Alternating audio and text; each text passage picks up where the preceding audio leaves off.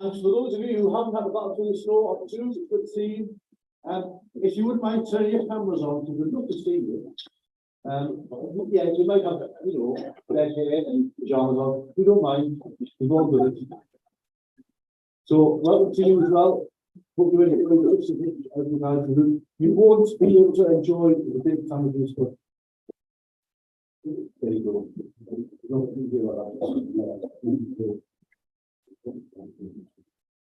So, welcome to Golden Design Centre. Welcome to Ryan Design.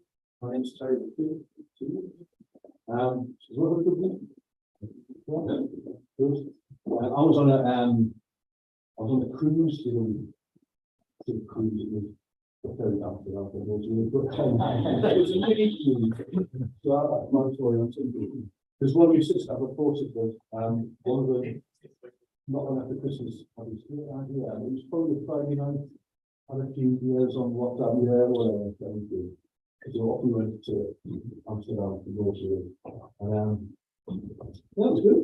So we there was entertainment, there was a bit of turn on, there was some bingo, so it was like a floating human nights, and the food was good. And what you only get about a couple of hours in Amsterdam, so that was a bit of a.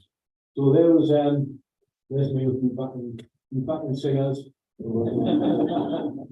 We kept saying that it was a hen do, and I was a good best friend. But as we were walking around, we came across a place called the Rubber Duck Shop. Well, exactly. Now, it wasn't that far from the red light district, so I was thinking, I'm not really up on the latest sexual innuendos. So is that a Rubber Duck? But no, it was just a shop full of Rubber Ducks. Well, I was really disappointed. Well, exactly. So we went in, and yeah, that was probably, I don't know, 10 of the range of products. And as you can see, there was probably is. There was everything, yeah. So there was different professions, there was nationalities, there was celebrity one, there was a trunk stumped up with the slogan "Make America Crack Again." Way more central than 20%. There's all these words. But it got me thinking because they're got me thinking about today. Because they're all ducks, so they're all the same, but they're all completely different as well. And the other thing about them is that we're all the same price. So they're equal, but completely different. They're all the same value. And I thought, that's a little bit like what we're going to talk about today. I can hear Graham laughing online at that segue, which I think thank you.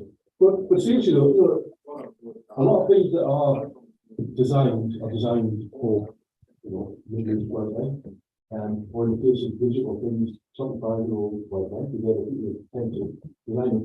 But the world is full of all sorts of different types of things.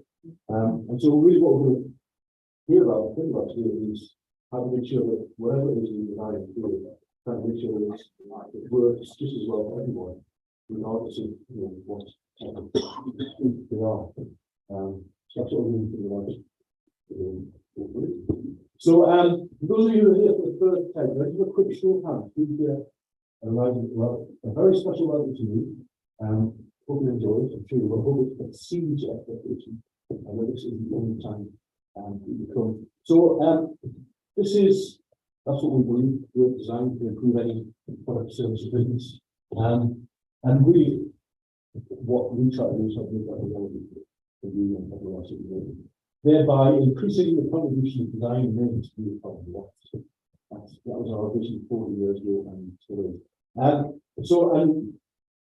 over that time, over that 40 years, we've been holding the events every month. So we've got 150 or so.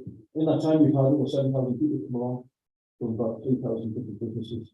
We've had 159 speakers who've come on and shared their stories, and inspired us, and hopefully send us away with something to think about. And we've dished up 6,623 different families. And as you will have experienced, we've had the fabulous Big River, Big River Gateway Stockings as a conflict there. This morning. But these, for those of you who haven't been before, and hopefully those of you who have been with us, we're really good to meet people, you know, do that already, we'll be chatting throughout the morning. It's a good place to share stuff, so what you do, what you need, what you're looking for, is conversation. Hopefully you learn something, and not just from the people that are going to have presented to you, that person that next to you have really important nugget of information that you need. And we hope you take it away. We can do something as a result of this morning's experience. So we've got some presentations, as usual now, just to get an update on things that are going on. And then we've got so I'm delighted to have with us Paul Stevenson from Teams Today. He does a lot of work with graduate developers. And then Sarah, who is here next week, who is to talk about well, again, I'm not going to say it should be far better. Then we have Julia, who's actually going to join us on Zoom, which is so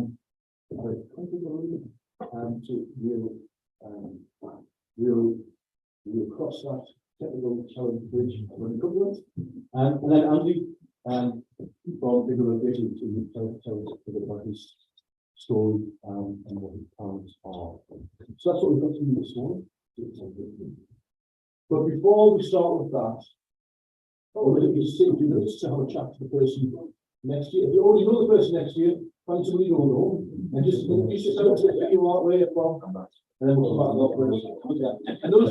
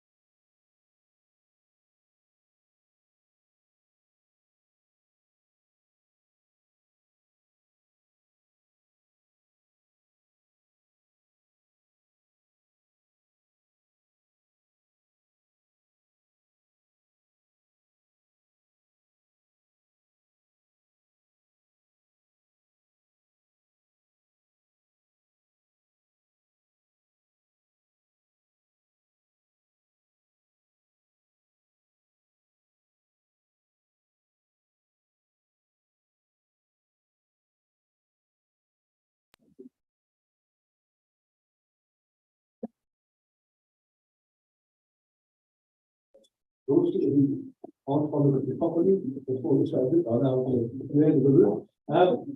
So I'm, well, first of all, those people on Zoom, I know it sounds a bit rubbish. Sorry, we've got this. I'm not sure how good it is. Hopefully the slides alone will do the job. So yeah, apologies for that. I think I can't do this very well. So I'm now to welcome Paul. I first came across Paul as somebody who was doing on TV. It was about 2016. We were a TV program, and I sort of followed up on Twitter. To talk about to see how that's changed over the years, because now it's very much around a lot of issues that people have related to neurodiversity. Become a bit of a champion and advocate and an activist in that area.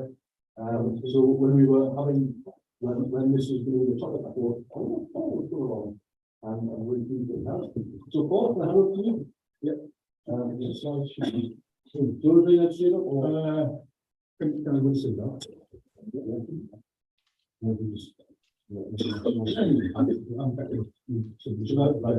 So just give me a shout when you're there.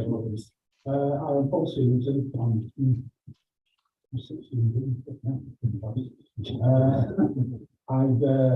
I've got Tourette syndrome plus diagnosed Tourette syndrome plus. So I've got co-occurring conditions, which is ADHD, autism, and sensory autism. And I didn't get my diagnosis till I was 46. So I've lived a life with these conditions. I think back in the day, it will under one thing, naughty child syndrome. And the only treatment available at that time was focal punishment. So it was about detention lines. I can remember them.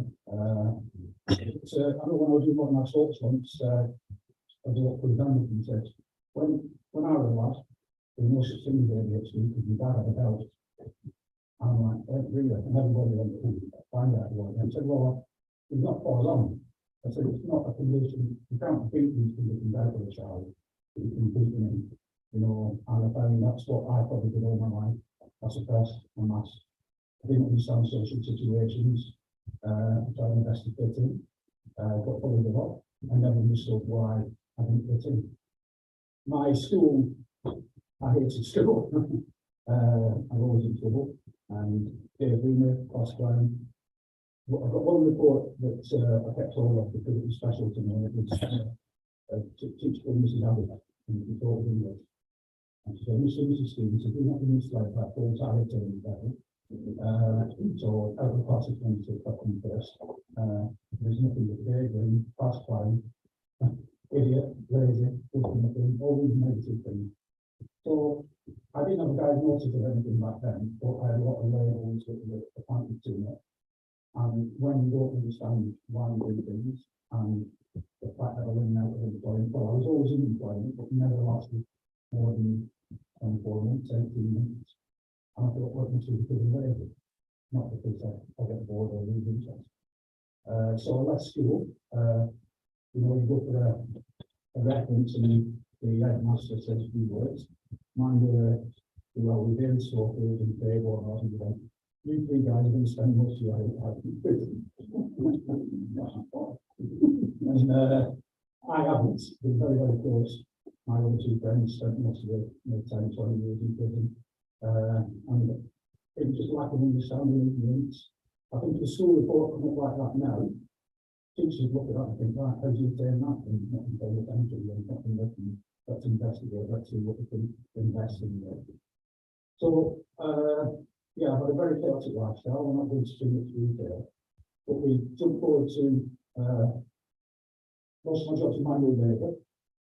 I used to love doing arts. I used to be able to paint. I've got a movement disorder now, so I can't paint anymore. They're always very creative. I got kicked out of arts in the third year, not sense to do it. It was disappointing. So I'm working as a doorman in Lancashire, so I work personal security and a bodyguard and also door work. And three guys came up one night with guns. They were a bit of an argument, they left. And on the way home, they murdered my work colleague. And I've been back there, I wish that the company did more and they could have done something to stop it. And I sort of a bit of a breakdown because of that happened. And with a big working back to your side. I've got so many addictions, and I to the point where I decided to take my own life. Because I just didn't understand what was going on here, and I couldn't manage my life. Thankfully, that didn't work out. I moved away. I moved it to Berwick. I thought I'd been away from that environment that I were in. Anyway, I've noticed a few things happening since Darren had been murdered. I've had body movements and like what's going on, must be nerves, must be something like that. So one of my friends, Bill, who used to be a bodybuilder, he got Parkinson's, and after 5 years, he had vanished his body, he lost his home, lost his wife, and he rang me up one night saying, listen, I just want to say to you goodbye, I'm going to take my life tonight, take control of it. And the way that it was done, it was so calm and calculated, it's like, I've never breathed so much with something, because there's nothing to do to stop it. And then at this funeral, I started going, and you just rationalising getting brought to motion, this is what to take over. Within 3 weeks of the initial vocal noise on, I was starting to say words, starting to slur, what I know are ticket attacks. So I'll just, if I go through these now what they are. So as it says there, it can start at any age. Tourette syndrome is a lifelong condition. But like I say, a lot doesn't mask. So tics aren't deliberate, they're uncontrollable, they can be painful.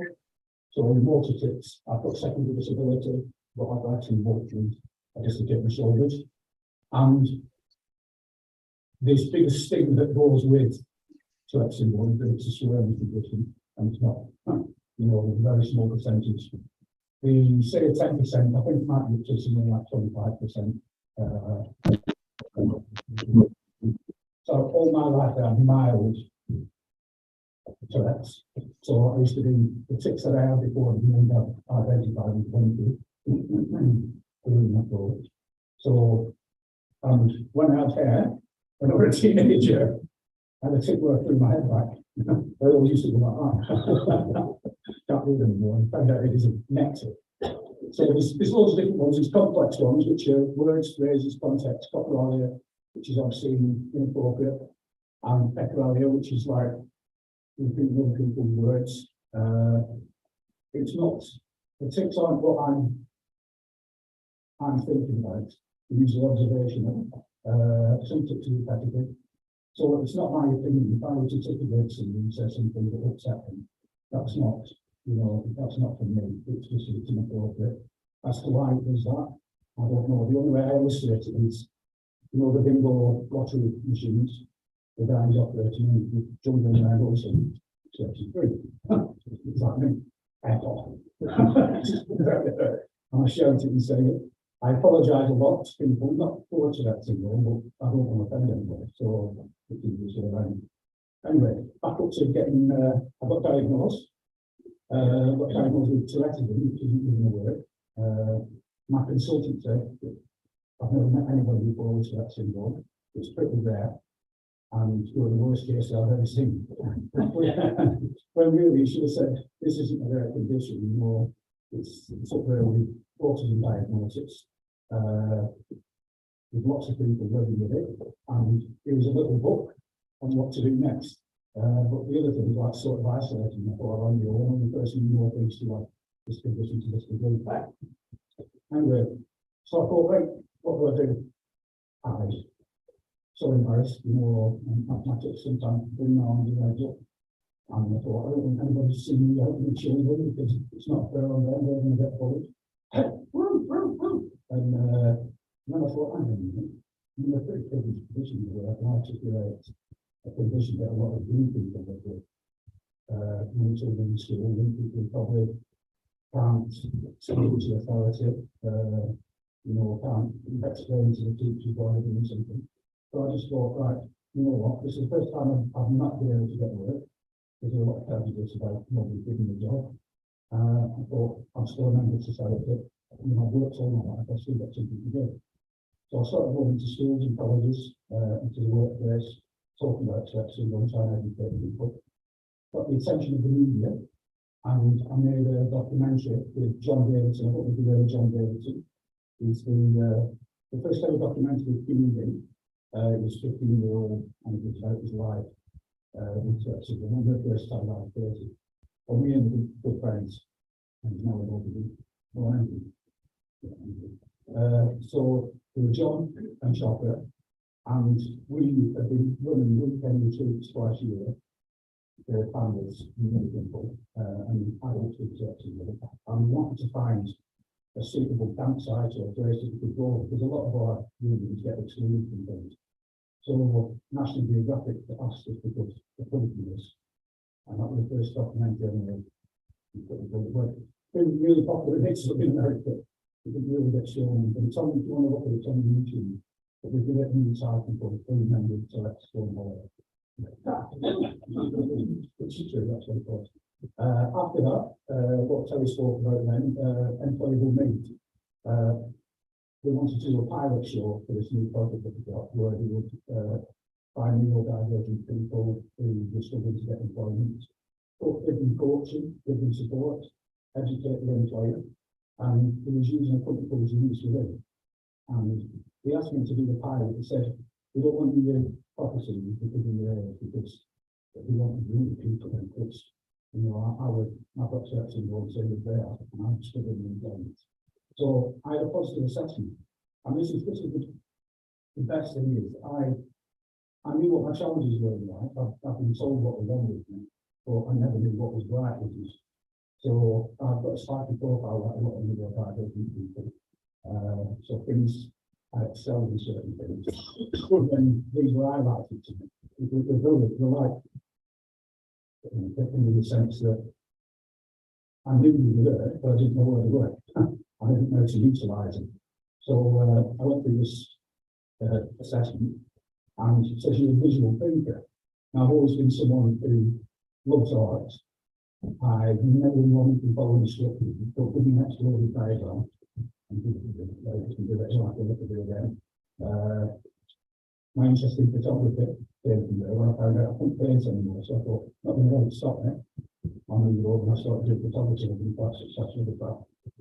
But I suppose, as far as design is concerned, I think the only thing we can say about it is that a lot of environments, work environments, I don't know if you notice whenever we're introducing to it, we're very friendly. I'm saying, well, we are going to get on well, but it wouldn't bear from yourself and some others on how to get out. Because the sensory process inside of my condition, my brain isn't built out non-threatening poses.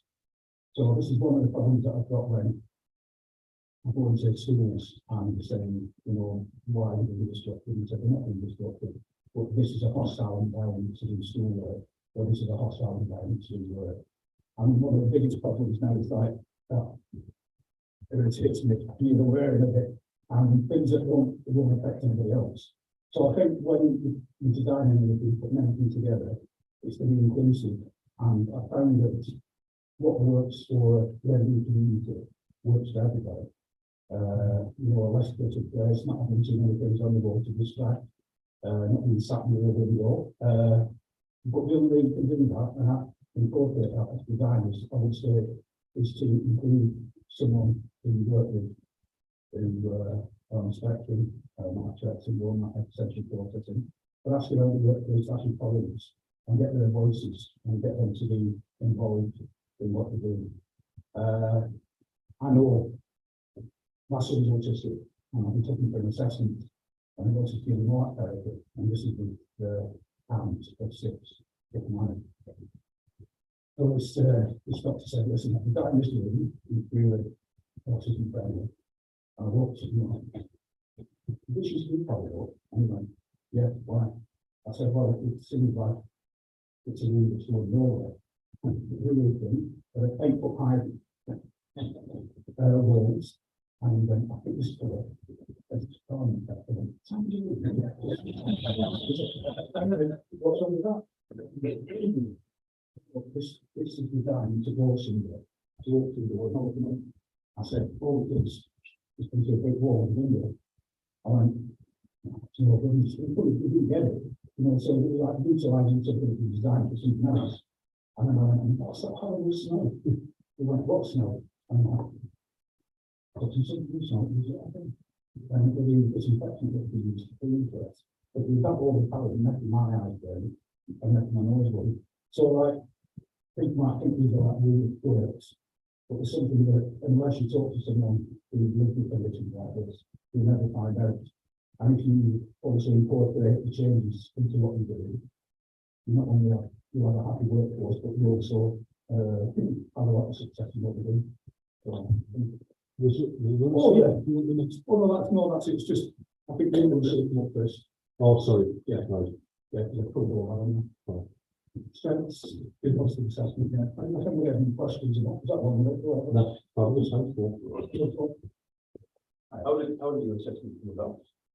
Yeah, Nancy Doyle, let's say, I think my partner program were I do this positive assessment. So Nancy is well, the founding team that sort of work for now. We did this assessment. The program, when making documentary, I've done that 5 now. We make a storyboard and it's like a roller coaster. You know, things are really bowing down and but this works. And one of the stories I wanted to go was the medium of photographer. My photography gives me a lot of respite. When I'm taking photographs, I don't have tips.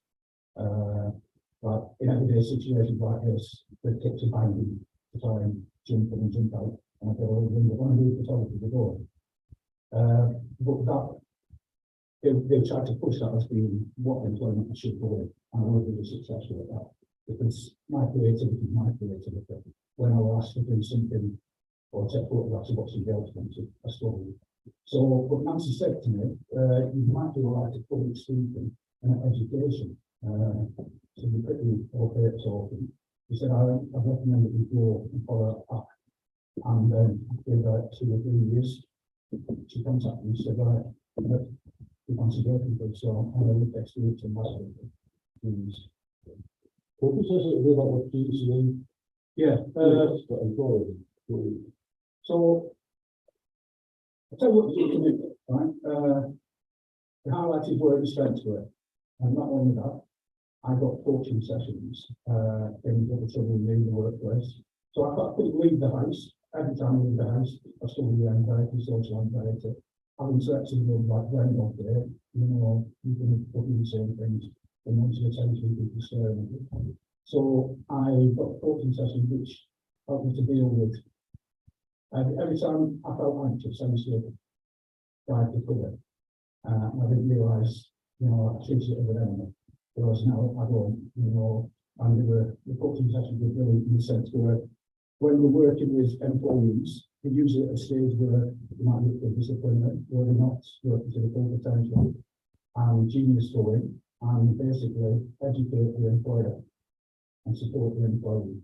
And I think I would have said, I've got the statistics now, I think about 95% success rate, and about 25% of those 95 book a promotion and get a promotion. And it's not only thing, you know, you can come back, there's access to work, there's a lot of other things out there that the government are there, there's supports. I'm talking to you before about there's a lot of support for children in school, but when you get young adults and you're struggling, then there's very little support out there. But that's what Genius does. Sorts things out. There's a lot of really good success rate of going into prison and people not reoffending because they think they like they're going to. Because the guy who's on the program that you were on, left the country for people, Yeah, they do something like that. And we had really severe autism, I think, we almost housebound because we tell them absolutely brilliant, kind of looking at the software and finding faults and things like that. And we did brilliant, we wouldn't have to give them that opportunity. well, you actually highlighted, I think the self-esteem was down and we keep messing up. I mean, like I said, the negative levels I got when I was a child stuck in me most of my life. But then when I got the diagnosis of the condition we've got, isn't a negative level, you know, positive in the sense that to help people understand themselves. I've not back my life, I've been really been able to understand why I don't think I've done and how things have worked out. And not to punish himself for it. You know, it's not an excuse, it's an integration. So, Yes, Julie. So I thought we were chatting beforehand, so it was really great to connect with you. I want to say how interesting and full to what you shared with us is. I want to pay tribute to your authenticity and for sharing this with me, because it's for me it's absolutely fascinating. I'm confident that I'd be coaching for have actually engaged students within. So it's a question there. So have a look at so I did psychology undergraduate, and I had a look at the geniuses within the website, and I got a description of maybe some people call it diagnoses. I still don't actually understand much about neurodivergency, if you call it that. Is there anything that you can recommend or resources that I could tap into to broaden my knowledge? I think, to be truthful, I'm not an expert at myself, you know, and you're not fine to, you know, meet one person with Tourette syndrome, one person with autism, you met one person, sorry, not with autism, with autistic, and that's it. So, language is moving so fast and moving the page. Yeah, there's absolutely loads of info on the Genius website. And there's a book called, I've got a friend called Steve Silverman, who I met through Genius, and he wrote a book called Neurotypes. I've been talking to Steve about it as well. New York Times bestseller 2015. American guys. Yeah. He told me off because I said, "Is this just getting popular now?" He went, "No, it was popular in 2015." Right. Yeah, and the actual Neurotypes. Yeah, I wrote called Judy Sunday as well. We lost the book and something. She's coming over in April to do a conference, so I'm going to do a conference today. What's her name, sir? Judy Sunday. Judy Sunday? No. She's calling the phrase neurodiversity. Neurodivergent is this. I'm I'm autistic, and so Rachel who's from there as well. We focus on neurodiversity in employment, and the term for neurodiversity explains similar to our ethnic background or background of diversity within everything that we deal with. Divergency is when it goes just a bit beyond that on either side, whether it is autism, whether it is ADHD, Tourette's, dyslexia, dyspraxia, and things like that. The divergency is the term for the diagnosed conditions, whereas diversity is everything that we have ourselves. Yeah, I recommend those two books. This is one There's one that really this is by Dr. Powell and Dr. Mason. Most eminent doctors in the field of autism and ADHD. They wrote about 35 years ago called ADD, which is determined then. This is why it's called ADHD 2.0, because it's not there. It's mind-blowing. So my son is sleeping with ADHD. I read this and it was quite life-changing. I can't find about anybody who's got anybody. So we're not really like very good ADHD. quite a few news some of the doers are anything like that you've got. I can share The it with recent one I found, this one which is recommended by somebody else. So they use founder of the Autism Build Network. There's a huge thing about Autism Build is very, very underdiagnosed. There's a reason behind that. The tools biased, I think, a lot of solutions are essentially biased.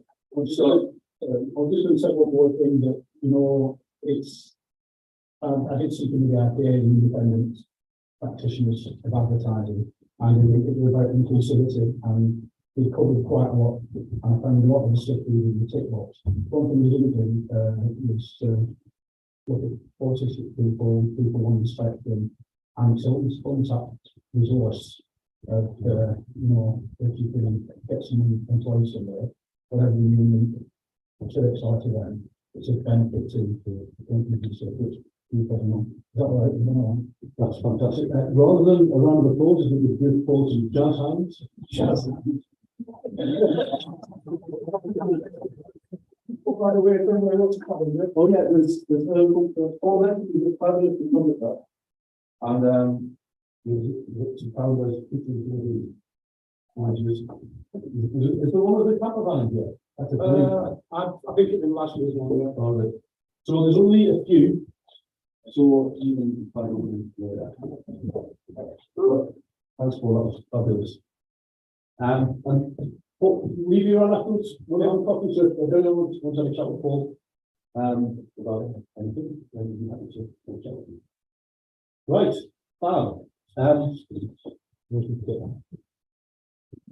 I've now left it for Paul, so I'd rather introduce Sarah, who's going to tell us all about, well, tell us. So it's just I did forget to mention the thing you asked me to mention, but.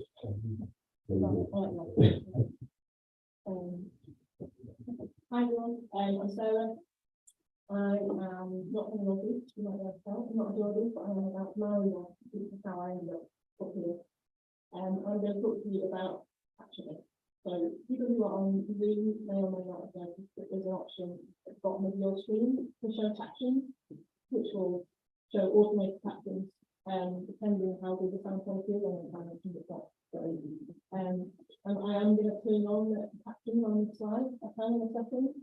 We'll see how they go, because I'm not going to talk about them. Not probably not very pretty distracting, but it kind of will demonstrate my point a little bit. Switch this on there, actually.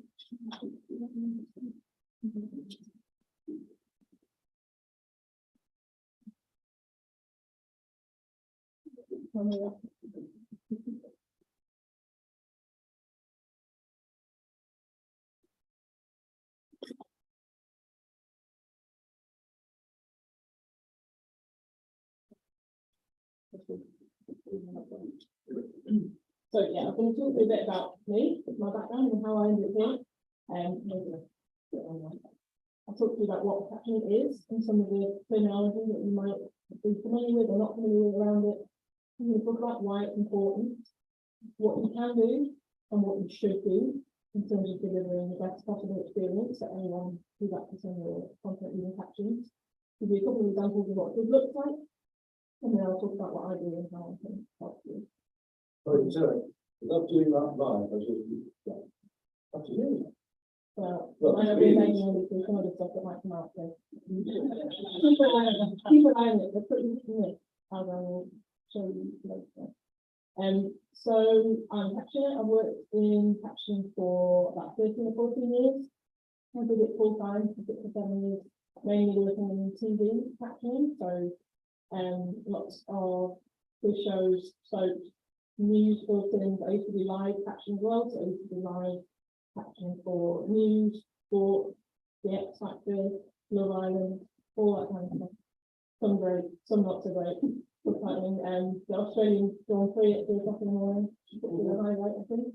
I did take the other one with people for a top quiz just to get people who are captioning, because they look at so many different types of content. There's a lot of random knowledge in there that comes in very handy for top quiz. So I did it full time for a while, and then I moved into kind of wider user-centered design. So I was a content designer and a content strategist with some charities in the UK, so we're at Macmillan, British Heart Foundation, and most recently for Citizen Advice. So that's mainly designing flat content to help people with things like sharing benefits, seeking debt advice, and most recently for Citizen Advice, I worked on a project that was about redesigning the intranet for all the staff at the organisation. One of the reasons I really struggle to say the word internet now, because I've worked on intranet for so long. So if I get the confused, that's why. But I've kind of come full circle now, so I've come back to being a freelance captioner, but I learned so much from working in those user-centered design roles that I now kind of think of captioning as a form of content design. So it's a result of lots of design decisions, or it should be the result of lots of design decisions. And all those small decisions have a big impact on the experience that people have when they use captions. And I'm completely pleased to put an acronym there, which I don't really like, it gave me a neat sense of having a neat course there. I'm also what's known as a coder, so I am a child of deaf adults. So both my parents are born deaf. So I've been in and around captions and stuff like that my entire life, but also in and around the challenges of having hearing loss, the world being inaccessible in lots of different ways, and lots of very micro ways all the time, and how decisions that are made around design and just generally the things that people do contribute to, making things really challenging sometimes to access. So it's not how I got into captioning in the first place, but it's one of the reasons I've kind of become a self-confessed captioning nerd. So you will probably get that from the so yeah, user-centered design and accessibility is kind of at the core of everything that I do, and now I'm back in a full-time captioner. I'm quite early on in that, so it's literally been a couple of weeks since I kind of launched myself and left my previous job. So this came at a good time, but also a bit of a good shot about doing a thing like be nice, very good. So captioning, there are lots of different kind of terms that get used. So you'll hear people talk about subtitling, you'll hear people talk about captioning, open captions, closed captions, lots of different words that get used. In this country, we tend to use subtitling and captioning kind of interchangeably, and I will probably, similarly to the internet and internet thing, I will jump between the two. So we tend to use them to mean the same thing. But actually, subtitling is technically, it's normally kind of the interlanguage use for caption. So if you watch something in French, you've got English subtitles there. Captioning has the additional layer of sound effects. So it's about the whole audio experience. So you'll get phone rings, someone shouting in the background, dog barking, those kind of things. And if you watch it in subtitles, traditionally you wouldn't get that. But in this country, we tend to use them interchangeably. So people talk about TV subtitles. Normally that refers to having English subtitles onto a program that's already in English. The difference between open and closed captions is essentially whether or not you have the option to turn them on and off. So if you watch something that has captions that are already kind of built into the video, they're open. But if you are on the TV and you go into the settings and select turn captions on, that's closed captions to do it to get the choice whether to have them on or not. As I mentioned before, I did a couple of different types of captions. So pre-recorded captions are when you get the video, source video advanced. So you sit down with subtitling software and kind of go through that video and do it kind of very small section by very small section, watching it back, timing everything in so that it's in time with the speech. And live speaking is the other element, which is what you do when you run through it 3 o'clock in the morning, where you sit, so I would sit with a headset and a microphone, so I'm listening to the program audio, and I'm repeating what's being said on the program with a kind of 2 or 3 seconds delay. And the text for the captions is generated by my speech, not by the audio from the program. And while I'm speaking, I'm also adding in punctuation, commands to change colour when the speakers change, descriptive labels for sound effects. And I'm also editing any errors that come out in the voice recognition software while I'm going. There's quite a lot of stuff happening at any one time with live speaking. Yeah, it's a lot.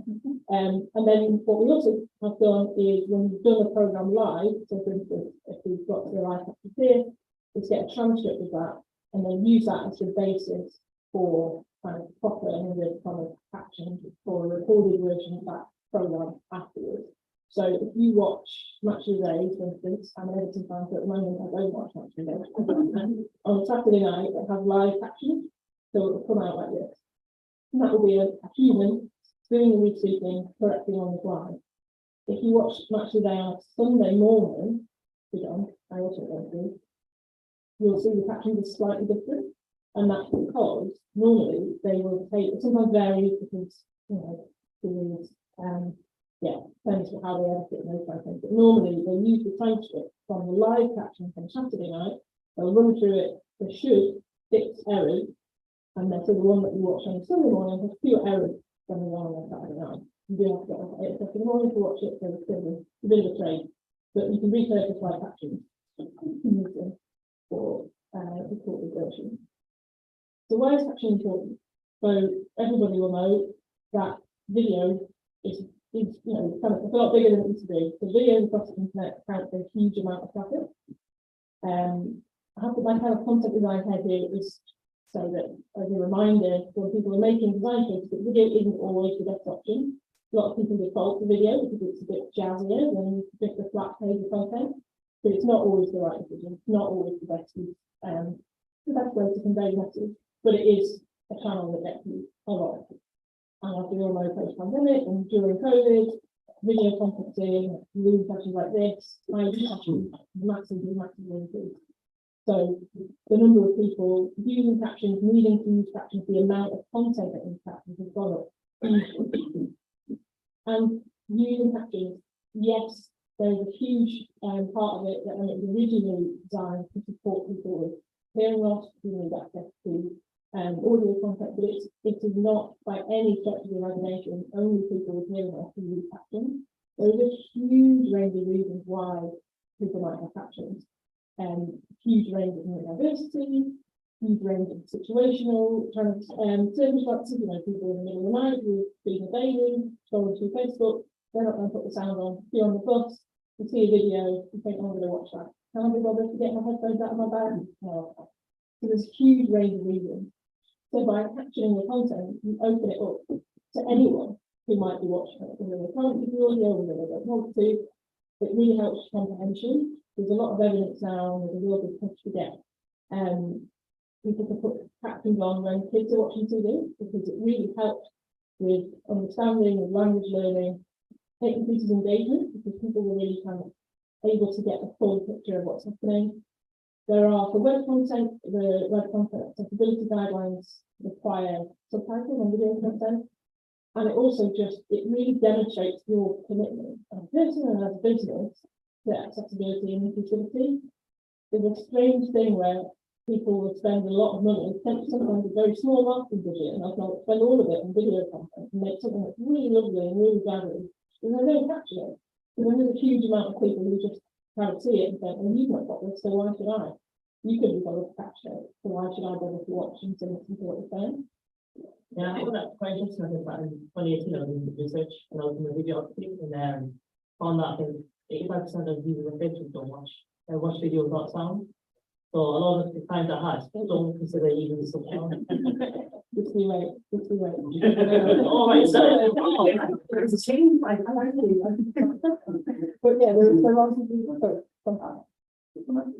Are there any stats out about how much of the infection of raw is got caption with it? Because I've myself and my partner, we watch a drama or a film or whatever, and we've both got our phones by our sides and we're checking emails and things like that.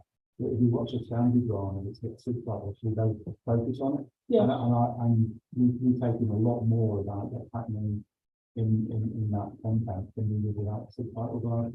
I haven't got any evidence, but I want to read it with it. There's evidence that says we're actually taking more information if it's got video and Yeah, as well. I haven't seen any specific stats about that, but it kind of links back to the similar thing our children and language learning, because it's that additional layer of information that you're absorbing. But it's the kind of flip side of that, is that captions are also used by people who aren't massively, who are kind of doing the thing where you've got two screens at the same time. And you've got captions on the TV with the sound off, and you're also on the phone, and you're kind of still getting a bit of what's happening on the TV, but you're watching a video on the phone at the same time. So yeah, I would like to find out more about that actually, because it's a really interesting point about how much additional stuff is taken. So this is the point I was talking about before. 80% of people who use captions don't have a hearing impairment. So people always think about it as, oh, it's an accessibility thing. It's not, it's for everyone. It's about opening up your content for everyone, regardless of their situation. 85% of Facebook users store their feeds with the sound on. So again, if you don't caption the content, I mean, Facebook now has a lot of platforms do have the auto-play thing, which I find absolutely brilliant, where you're scrolling through and just start. But if you haven't got captions on your content and it starts, you can just you've only got a couple of seconds for people to go, yeah, did they bother? No, they didn't. That's one. See you later and watch something else. Likewise with LinkedIn, 80% of LinkedIn users scroll their feed with a hand off. I don't think I've ever had my headphones in while I've been scrolling through LinkedIn on my phone. And this is kind of similar, but not exactly the same as the point we were just talking about. Videos with captions, video without captions, 66% of people get to the end of it. You can add captions on that goes up to 91%. So it massively increases the likelihood of people taking in the whole message that we're trying to get across, looking at all of the content that we've paid good money to create. So there are things that you can do, and there are things that you should do. It's much easier to do these things now because more platforms have the accessibility option, but it does kind of lean into the TikTok side of it. So you can enable automatic captions and loads of different content. You can do it on here, you can do it on Zoom, you can do it on Google Meet, you can do it on Facebook, you can do it on Instagram, all of those things, YouTube. You can flip the switch and put automatic captions on. You can do it on PowerPoint, you can do it on slides. There are loads of platforms online, some are free, some are not. Or you can upload your content and it will generate captions for you. Great, literally, you tick the box, but it's not really enough. What we need to be doing is aiming higher and aiming for something that's not just about accuracy, it's not just about the words being, it's about the whole experience, and it's about equity of experience. So enabling people who are watching with the captions to get as much from that video as anybody else who's watching it without captions. And also captions are a start, but they are no means but by no means what the total of what you need to do. So captions by definition add cognitive load. So if you're watching a program with captions on, it's giving you something else to do. Like you were saying before, if you're watching it, you maybe focus it a bit more to watch the caption.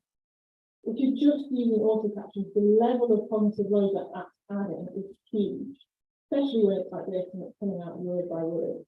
So if you're listening to me, even if you have hearing loss, you're probably lip reading essentially. You're also looking at the slide.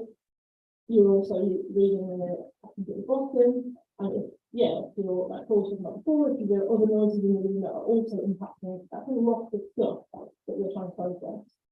So when you run content through an automated program, there will be inaccuracies in there. It will spell the name wrong. It will get things incorrect. It will spit out nonsense every now and again. If you're uploading a pre-recorded video to generate auto captions, the timing will be a little bit off. It won't quite align. There's a big range in how they do it. So some of the automated ones will print it out like this, word by word. Some of it will just kind of approximate it in chunks. So when you're looking at like your brain piecing the bits of the jigsaw together. So you read one caption and your brain has to hold on to the information and then add it to what's in the next one and the next one. And then put those together and then get. So all those things are happening in your head. So if you break them at a strange point where you think, oh, I don't really know it. Oh no, now I know what it means.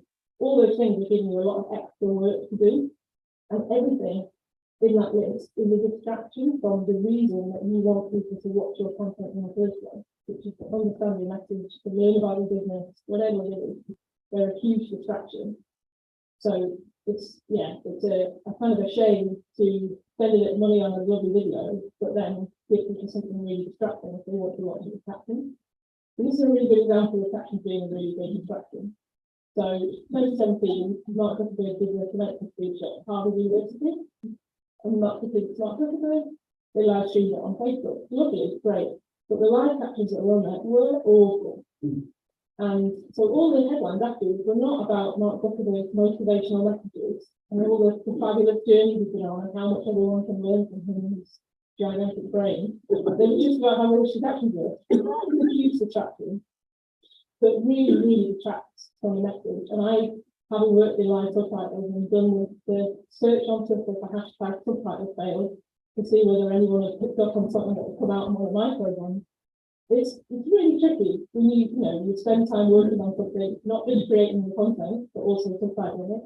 And then all of that gets ignored because at one point in that program, it thought you said one thing and it actually came out something else. And that was funnier than whatever was said on the program. The people don't really remember what was in the program. They just remember the fails. So it really, really pays to get it right. Live, like I talked about, it's quite hit and miss, but there are things that you can do after a live event that really show your commitment, even if you can't get 100% accuracy in a live event. And also, this shows what I was talking about before, about it's not just about word accuracy. We can have all the right words in the captions, but if you put them on a slide that already has tons of information on it, and have the captions covering some of that information, we're still adding those, we're still making it harder. So even though these captions are pretty good, they're accurate, they're kind of, the line breaks are quite neat, the background is a good kind of shade, they're quite clear, the text size is good, but you've given people loads of extra work to do because you put it on a slide where people are already like, what's the SEO stuff? What's the thing? Oh, I know, just it.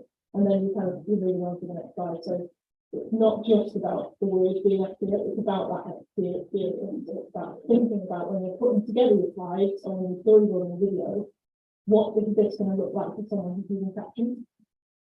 And this might get a bit messy for people who are watching it on Zoom. But when you watch or join any meetings on Zoom, again, there's a lot of things going on at the same time. You've got loads of different participants who may be trying to see who haven't muted themselves, where the dog barking is coming from, looking at your own books in the background to make sure you put the smartphones on the top shelf. You've got the stuff happening in the chat. You've got captions on as well. If someone starts sharing slides and they look like the slide in the top left, that's an awful lot of information that your brain is trying to process while you're trying to listen to what's happening. So even if those captions are 100% accurate, you really have to bear in mind the amount of things that you're asking people to do whilst they're looking at those captions.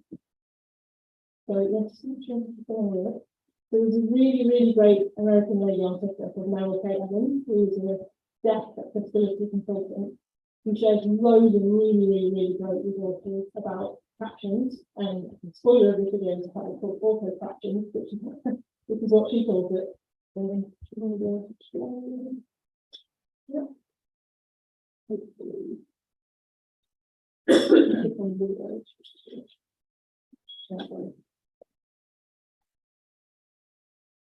Should be limited. Technology here, but let's see what happens.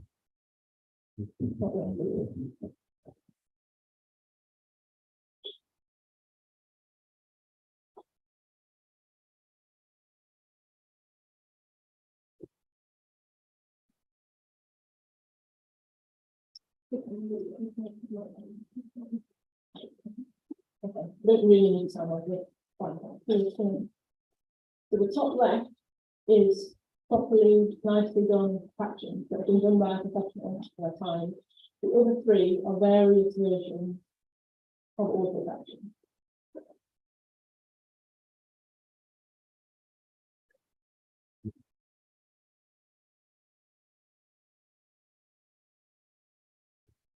So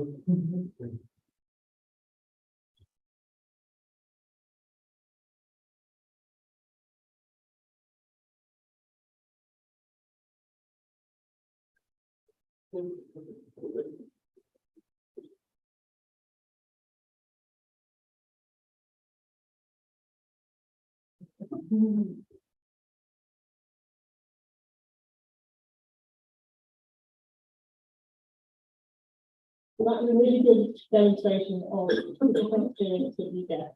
So if you're watching any of those that wasn't the top left, and I asked you some questions about Meryl, where she's from, what she does, probably wouldn't be able to answer because you've been distracted. A, you haven't got the correct information from the caption, and you weren't really concentrating on what she was actually saying anyway, because you were too busy laughing at the fact that the captions are ridiculous. So it makes a huge, huge difference to actually have properly subtitled content. So what should you do? So what I'm not saying is never use automated options, because it's great that they're available. They're a really positive forward step in enabling people to more easily add captions to their content. But what I am saying is don't rely on them. Don't think of them as a full stop on adding captions. Get some expert input. I would say this, but get some expert input on what you should be doing, particularly if it's a live event like this. Like, what can you do? Can you make sure that your Zoom profile has auto captions enabled? Can you commit to after the event, so something like this, where you're going to share a recording afterwards on YouTube? How are you going to capture that? Are you going to commit to reviewing it and getting somebody else to review it and edit it and caption it properly?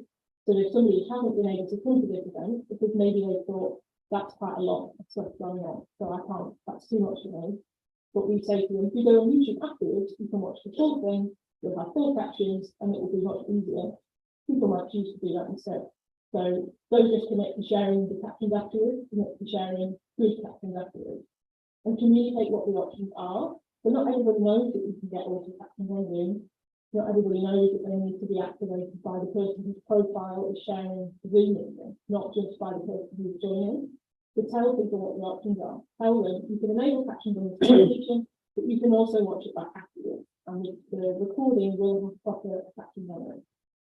You can refine processes that work for you. So you might decide, actually, we're just going to use a professional captioner to do all of our content. So we're going to finish the video, and then we're going to send it off, and then it's going to come back fully captioned. Or you might decide, actually, we can't do that, we don't have the budget for that, so we're going to use an automated kit to do it, or an automated program, but then we're going to add a manual layer onto that. Whether it's someone at the organisation, whether it's someone external, who can review and edit those captions properly, not just for accuracy, but also for timing, for quality of experience. So it's not just about, you can either use the auto ones or not, you can use them, but use them as a basis for making really good caption content. Cannot stress it enough. Watch and rewatch your captions, your content only with captions. You'd be really surprised at how few people actually do that, because a lot of the time people will just add captions at the end. Another thing that is important is to think about captions at the beginning. So it's not, you don't do your entire video and then at the end go, oh God, how do we add the captions? At the start, you need to be thinking, okay, we're sharing this kind of information, so we're going to lay it like this. We're not going to have tons of information on screen. We're not going to have stuff in the bottom third of the screen that's really important, because depending what platform people are watching on, the captions will cover it up, so you'll have it will be wasted. So think about captions early on, and then watch and rewatch at the end, and observe that experience. Watch it with the audio with the captions, watch it with no audio and the captions, and see how it feels. Do you feel like you really get the message that you're trying to convey or not? And if you're not, what can you do to change it? And be consistent. This is one of the biggest things I would say. If you're going to caption one bit of content, do all of it. Go through one video, and then another day go, oh, I'm not going to do it today, because you're setting expectations about your business or your organisation's attitude to inclusivity. It's not something that's optional. If you're going to do it properly and do it every time, so that people will associate your organisation with being inclusive and being accessible, and that people know if they're going to come to your event, they're going to watch your content, they're going to see stuff online, they'll be able to access it. So I'm going to share a couple of examples of what good looks like. I think it looks slightly scary, but I'll explain it in a minute. So the top one is a content conference that happened 3 or 4 weeks ago now. So Utterly Content is a 3 or 4 day international conference for content professionals, people who work in UX, and all sorts of different people from all around the world sharing their work around content, reflections on leadership, all sorts of things. They had live keynotes, but they also had hundreds of hours of recorded talks that people recorded in advance and submitted to the team that we then uploaded as part of the content platform. And they subtitled all of them, but they used that combination of auto and manual. So they ran it through an online captioning portal to get an automated version of the caption for every video, but then they had a team, which I was one, of people who then sat and watched all those bits of content with the automated captions and fixed them and changed them and tweaked the timing, and then reviewed it to make sure that if I was watching that video with captions, still got the full message. So on the right here, one of the bits of video that I reviewed is about quite a specific part of the content design process, which is something called the content script. Well done, Julie. So content script is a part of the content design process where content designers will share work that they're doing, share a bit of content, get some feedback on it, and kind of collaborate to see how it's evolving. So this is a 10-minute presentation, and content scripts did not come out correctly once. It came out with all those different things in there. So anyone watching it who doesn't really know about content scripts but wants to learn about it and is watching it with captions, every time those things come up, they have to think, okay, well, it's a script. And then I watched it and thought, what if that was the name of my business, or that was the name of sort of platform that I was working on, project I was working on, and somebody's only watching it with captions, and you still get to the end of it and say, what I couldn't think about it, I couldn't remember it, because it's so distracting to have all of these different versions. But they were a really good example of an event and organisation who said, we are going to fully caption all of our content. They live caption the keynotes, and then after that, all the content is available to watch online, so they went back and corrected all the captions for their keynotes as well. The other one is a slightly more personal example. So my older brother got married during COVID times, which is, anyone who tried to get married during COVID times knows quite stressful. One of the big challenges was that the best man lives in Indonesia. The best man couldn't come to the wedding, but he was still very committed to his best man duties. As I mentioned before, both my parents are deaf, so we rely on captioning, and my sister-in-law's family are Polish, and my parents work with English. So Andy, who's the best man, called me and said, I really want to do a video because I don't know how to not do a best man speech at all. How can we do it? And I was like, I don't speak in Polish. So what we did in the end is that we double captured the video. But I said to him, when you film it, which you filmed around his kind of apartment complex, which looks a bit like some sort of zombie film because there's no one there, because of COVID, I thought it left apart from him. And he and his friend did it, and they told me what they were going to do. They told me, do you think that they've got a plan? That I said, okay, well, when you hold this sign up that says something in Polish, something his friend has written, like, hold it right up here, don't hold it here, because it's at the bottom, people are going to be distracted by it, and the captions are going to cover it. So we worked on what the plan was going to be, and then we subtitled it in Polish and in English. Like a 10-minute video that we projected onto the wall during the wedding section. And it's great. It went down really, really well. And the thing that I remember the most is somebody coming up to me afterwards and saying that worked really well because everybody was laughing at the same time. And even with things like this, with auto captions, there's always a little bit of a delay. You're always doing that bit of extra work. The punchline always comes slightly later. So to be able to deliver something like that, that makes everyone in the room have real equity and experience around watching that video was great. And a real example of kind of identifying quite a specific user need and then being flexible around captioning focuses. Was it the most stressful project I've ever worked on in my life? Yes, it was. It's been a very tight deadline, and he spent a long time editing that video, probably one of the next time to do it.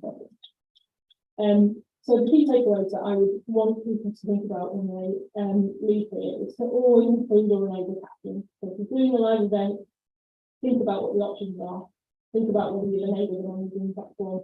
Think about whether you've told people that they're available, and tell people what you're going to do after the event.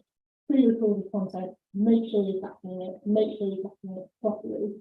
You can use auto, but make sure you're checking it, and make sure you're editing it. Be really mindful of cognitive load. So if you're making slides, if you're storyboarding, think about what that's going to look like when someone's watching it for caption. How much extra work you're asking them to do. Can you minimize that extra work?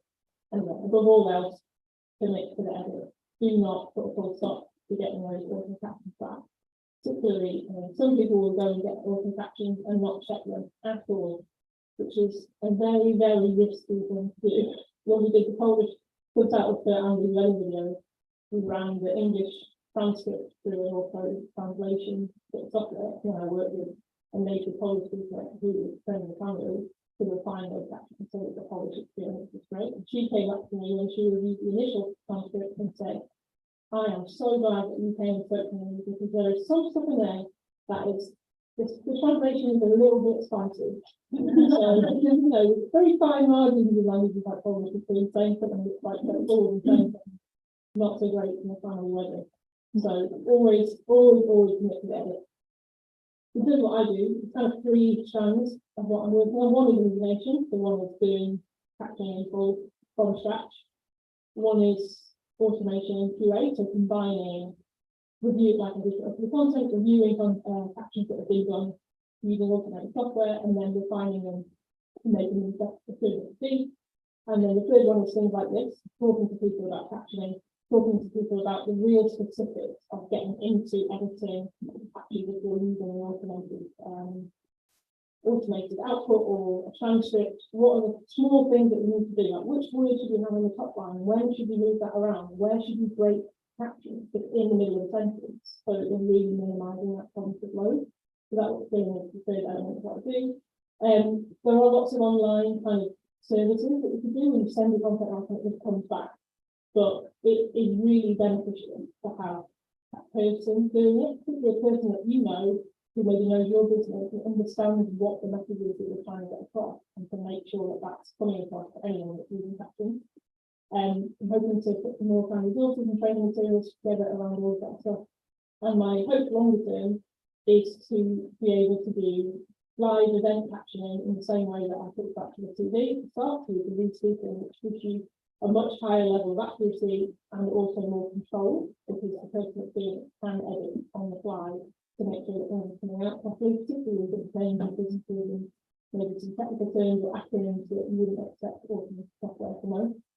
So that's what I do.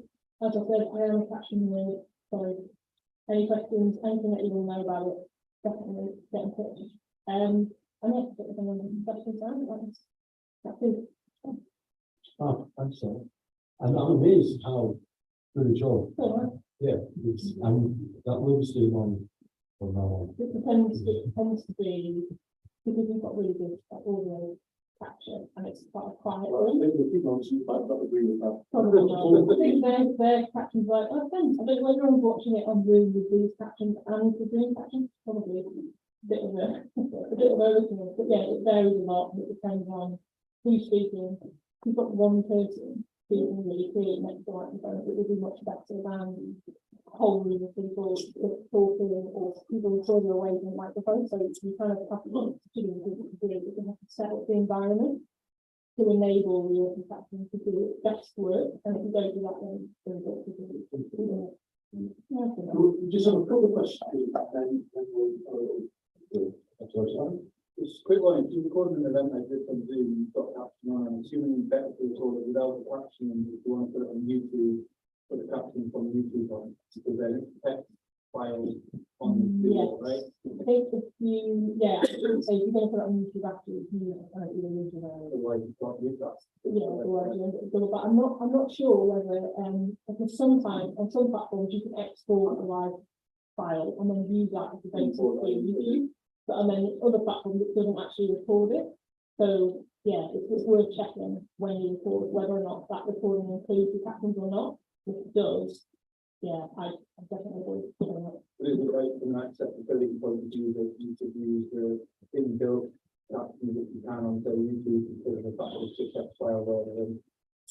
I don't think it. I mean, if you upload a video to YouTube that's already been captioned fully, then that's probably ideal, because the YouTube captions tend to be really small, Right. so they can always appear that well. Okay. And you kind of have the option to turn them on, but you never quite know when you turn them on, whether you're turning on proper ones that have been done or automated ones.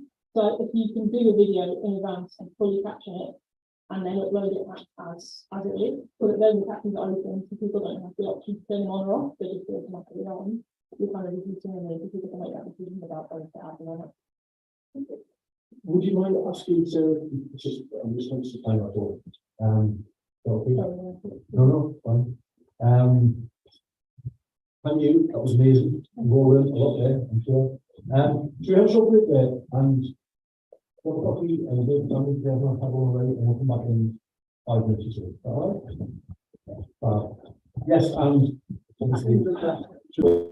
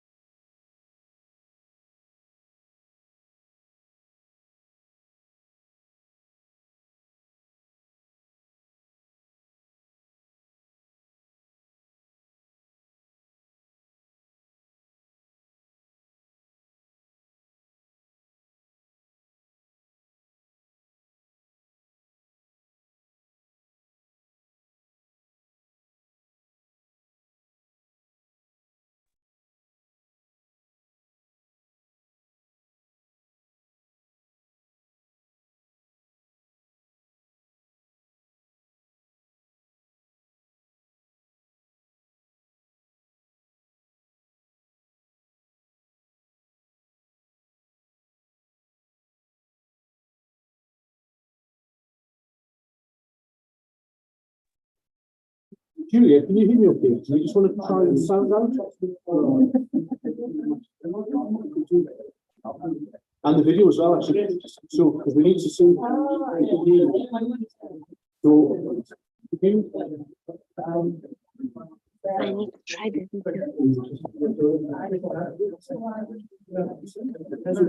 Could you put your camera on?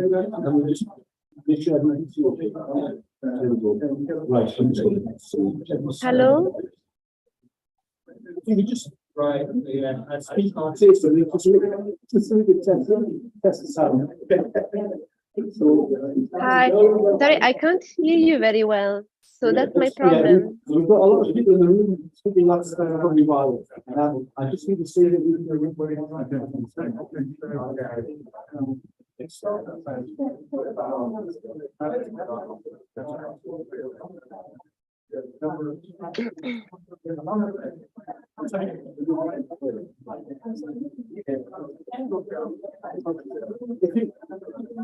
if you just If I just talk, I talk. Okay. yeah, Hello, it everyone. sounds like, I'm just trying different audio devices.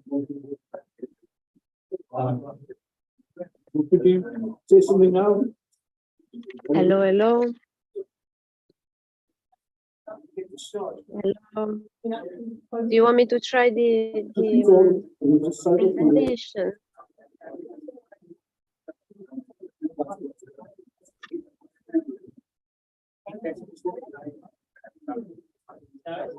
Could you say something? No, I don't hear you. Sorry. Could you just say something with the test sound?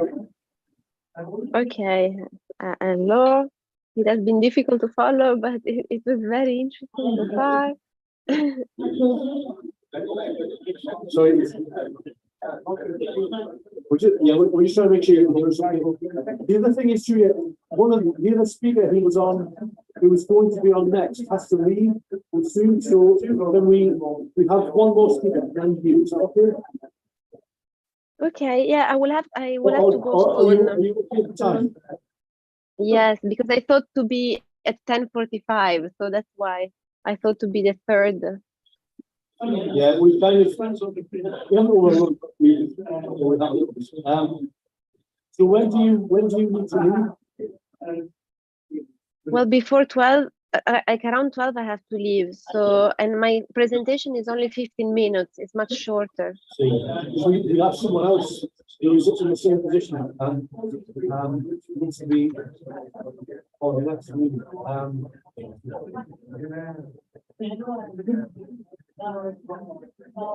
Could we perhaps find another way to do this so that you can give your presentation another time? We can then share it with everyone who was here, but not live. Would that be all right? No. I prefer to stay live. I mean, I've been here until now, so. Well, the time that's all you need to leave. We probably haven't got time. No, okay. I will try to stay here. No worries. Okay. So when we finish the next one, if you're still able to join us, then that would be great. But if not, I'm really sorry. Okay. Okay. Sorry about that. No worries. Right. We'll come back to you in due course. Okay. Okay.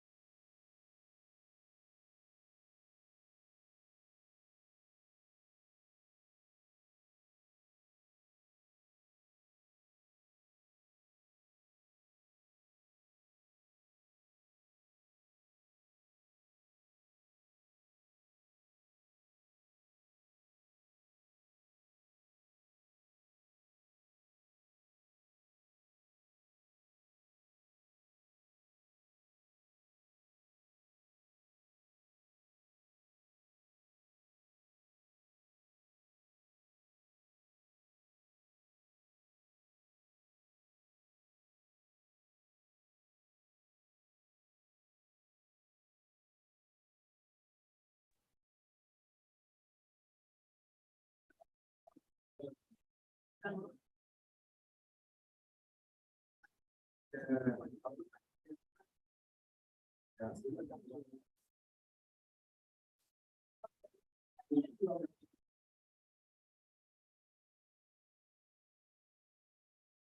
welcome back. So I'm delighted to have a look at TV personality this morning. Those of you who are regular, were found the Harry Bibles, might know this, they were in Shearfield a while ago. Something they can see with Andy West. But that's one of the many things that Andy does, and that we talked about. Yeah. Well, you're just going to, you'll say, I've got inside, but just got to dumb down. Talk a little bit about the bakery, where we are now. So talk about the bakery, where we are, and then a bit of background then about my journey and the bakery's journey.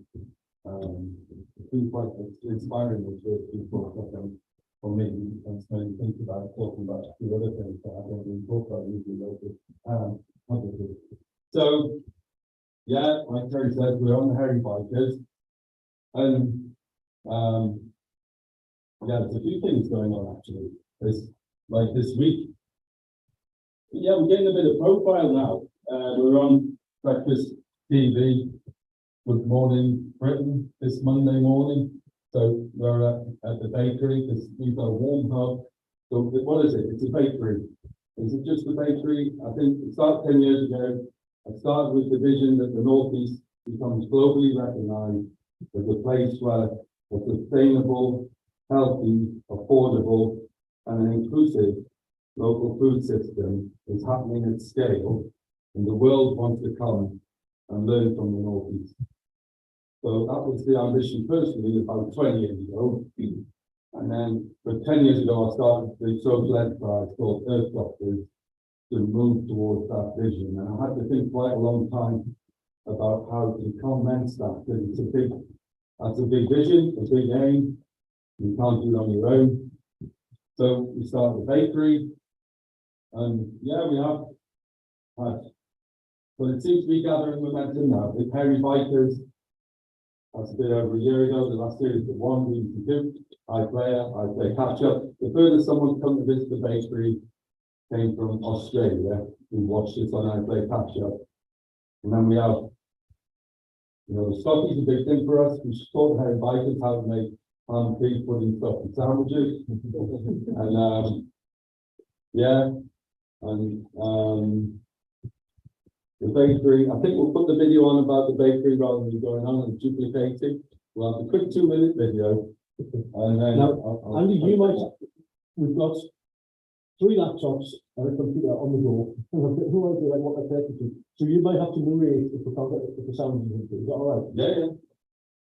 We need caption. Well, This video was made by a locality, which is the National Social Enterprise Support Organisation. So they should have done that. I'm going to raise it with them. why can't you just press CC and pop away? We could. Oh, there is sound, isn't it? Oh, we've got the sound. I don't know why we haven't got the sound. Well, there we go. We're on caption. Do you want to narrate anyway? Just Well, I think we'll concentrate. Read it. I think you said that. Or... It's on our focus. Oh, there we go. Well, I'm very happy.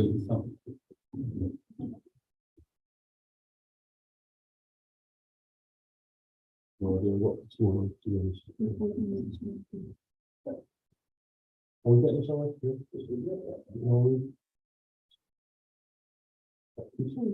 Yeah.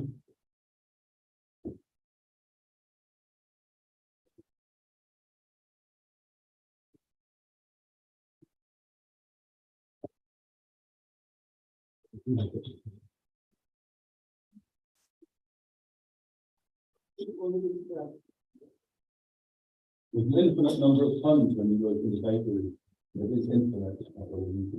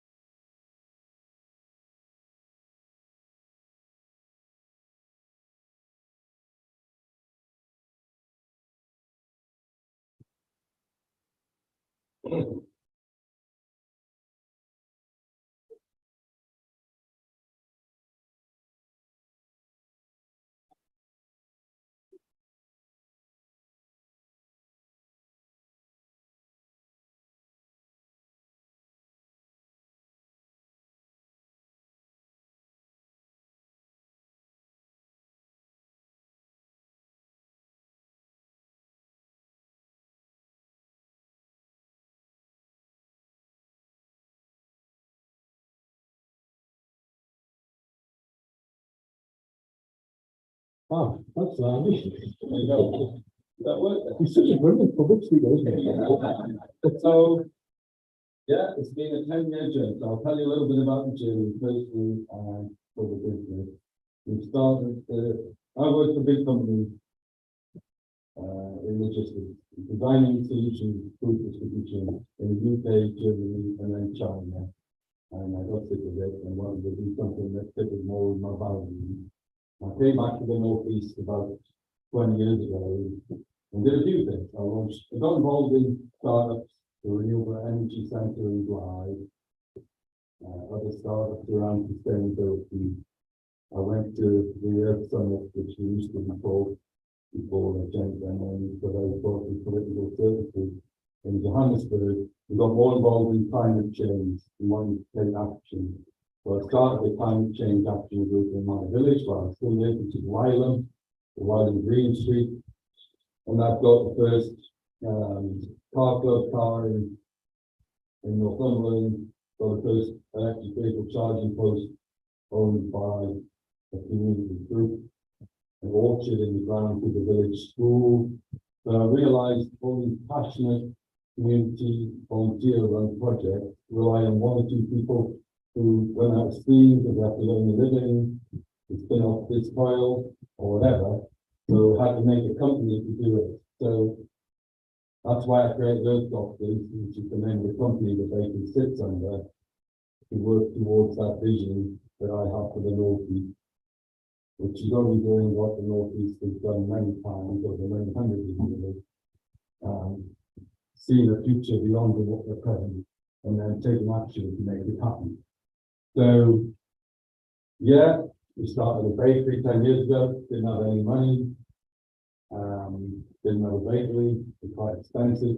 So I volunteered with another bakery on a Friday to learn about how to bake.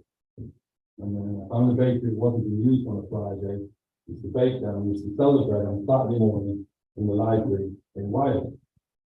And we did that for quite a number of years. So, which was not really what I wanted to do every Saturday morning, but we did it. We did a lot of markets, Friday, Saturday, Sunday, very determined to try and make something happen along towards the vision. And then 4 years ago, we moved around, bakery in Bilton College up to Stockfield Way. I've moved to a bakery at St. Delaval. It's worse than moving house in bakery. It's really not much fun. A lot of heavy kit.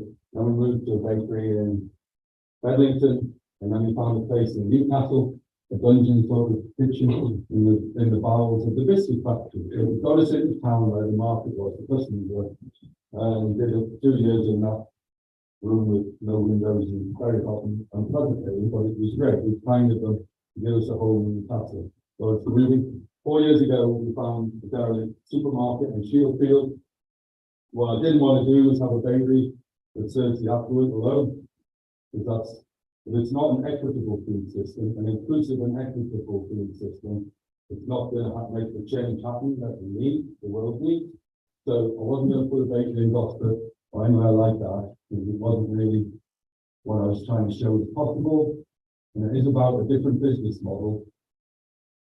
The challenges we all face, all societies face around the world, very complex, they're interwoven, whether it's biodiversity loss, whether environmental issues, poverty, inclusion, they all interweave. And what they're known as is wicked problems. And wicked problems, people generally try and solve them. They call it innovation, but I'd say it isn't. Is they come at it from top down and we'll put a technology in to solve it. And that just makes the problem bubble out somewhere else. You've got to actually get to the bottom. prove the concept, engaging the key actors and learn and build it from the bottom up. And that's what the bakery is trying to do. So a proof of concept, a living library of a better way. So we make sure some of our product is affordable and healthy and available to everyone with no money, with a little money. And the people with more money can pay more for the sourdough. And for sure, I didn't want to turn into Marie Antoinette. Oh, you must eat little rosary sourdough. No, people don't. They want to eat what they engage with and they're comfortable with and they know, which often is Scotland actually. The Scottish is the way we communicate that. And we employ a lot of autistic spectrum staff. Came in as volunteers, some of them, and then now they're employed through that Access to Work program you mentioned. So that sort of thing. Like defenders, people with different barriers to employment. We've run employability programs over the last 3 years. 5 minutes, great. Right, with contract with City Council and on Teesside too. So we need to do more of that. And yeah, what should I say in the last 5 minutes? We've done 3 PhDs, one around healthier food with the Newcastle University Medical School. We've done another one which is how do we use information systems to create a healthier and affordable food system. That's a big data project which we need to move forward on. Because I can make 10 more bakeries in the Northeast, which I've been asked to do. I'm not a magician, man, but I could do that. And people would pat me on the head and say, that's very worthy, Andy. But it's not about being worthy, it's coming up with a different business model and a different system of food. That's what we're trying to do.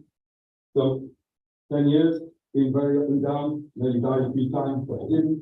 And yes, maybe the time is coming. You know, this Monday, the Newcastle City Council launched their inclusive economy strategy. So that's a wonderful thing. They haven't had one for over 10 years. So, and they had a launch event in the Great Hall in the Discovery Museum. And they asked me to do the rallying speech at the end to inspire people to act on it. So we've seen as a bit of an exemplar there, of leading the way a little bit. But the only way we'll ever achieve the vision that I've had, and others now have, I think, is by collaborating and working together with people with different skills and experience. That's the only way it's going to work. So we do quite a lot of that with the NHS, with corporates. Lots of corporates come to baking workshops or other workshops to help other communities create food hubs in their community, like in business plans, to do their funding for it. There's a range of things we can do for it. Sorry. Yeah. Right. I'll change that. It's never ending the old bakery. Well, that's it. It's kind of just one thing on the real stuff to say. I mean, personally, you know, it's been quite a learning curve myself. I used to work for corporate, and I think I'm unemployable, and your talk very much resonated with me. I'm 61, and I'm going through assessment at the moment, and having a lot of autistic staff, and having to deal with them and learning. I've learned more about myself and my own journey, because repeatedly, the last one I worked for, you know, the most well-taught of engineering, sustainability, consulting consultant. Worked there 3 months and was directing an autistic. I didn't work for 3 months. There's no more trouble than anyone else I've ever met. And I'm not really proud of that, but and I wasn't trying to make trouble. But that's I work with these organisations now with my own entity of doctors rather than for them, and I think it's healthy because sometimes we want innovation and safe, but actually they want you to be quite channeled. And if you're not channeled in your thinking, it always causes tension in those organisations. They don't know how to place you and get the best out of you because you're valuable, but they don't see it because it doesn't work for them. So I've had that experience repeatedly over my life. And so, yeah, it's been a really good learning curve for me too. What comes next? More bakeries, the software project, and helping as a region to get that recognition globally that we're doing something really interesting. I think we can. Yeah, there we go. Well, I can, and you can buy your stories online and send them out, it's good, is that right? Yeah, well, you know, there's the toy. And actually, we've got this done, the book, but, you know, creativity is fundamental to our business model. We're not creative. If no one gives us a big grant to do the more social impact work, usually, I don't say no, but we've never had it. We just bootstrapped it from nothing. And yeah, by being creative is a big part of it. And the team's got that within them. So yeah, the book, the adventures of Scotty, the Cuddly Toy. We did a film and a song before Christmas. There's a superhero Scotty book about to come out. So shipping Scotty kits around the world, people coming on courses, people a warm hub on a Monday, Tuesday. That's what the ITV came to see, our warm hub operating. Other sessions, we have great artists in our place, artists do creative sessions with people. So we created a welcoming space that's much more than a bakery, and we didn't have it. And yeah, we want to move and build have a bigger bakery where we can train people for long-term pathways because we're running out of space. So we're trying to negotiate on another much bigger derelict supermarket than the one we converted. So that's, yeah, anyone wants to help with that? Get in touch. Yeah, there we go. And what was that, well, with all the things, I've shared the contact details afterwards, but you want to pop along to the bakery in Shielfield? Yes, we're doing the best, obviously, in the world. Well, yeah, I can't mention. No, Yeah, other stories are available. Yeah. We all know which ones are the best. Well, And we've all tried them before. people from. No, I can't mention. I can't mention the people from which company came on and started baby talk. We're reading between the lines, but Andy, that's great. And yeah, Andy's going back up to do an important talk as well. Well, no, it's a meeting just about the development. Well, it starts at 12 in the live, so I'll get off the line. Quick question, after something. It's I'm just catching the end of it, hopefully. What's that? Did you have a question, Victoria, or you just making an observation? Sorry. Is it Victoria or just somebody else? Don't worry, it's fine. Okay. If you don't want to catch up, Andy, drop my line. I'm sure you'll hear from me or pop into the meeting. Are you there most days, Andy, or No, I'm not. Right. We've built the team now. We've got 18 staff, 500 turnover, and so it's gone up to power of 10 over the last 3 years. And so we're trying to do the same again over the next few years. We're trying to keep the values and the ethos right. And that's interesting talking to you in the HR side and getting that commitment. The motivation of the team as it grows is very challenging. So that's sort of where we are at the moment, trying to make that happen. That next scale out rather than scale up. If you've got a fabulous premises that would look on a bakery in them, then do you see? Yeah, and the ashbyriverbakery.com. Yeah, I'll share it. Thanks for having me. Drop us over calendar when you want. Oh, yeah, thank you. I've put one in, Mark. Great, thanks, Andy. Around the board, as he leaves, let's see what can try. Right. Yeah, sorry, I was going so I'm now delighted to welcome Julia, who's joining us on Zoom. Right, it's my old holiday on. Just bear with it, right? So can we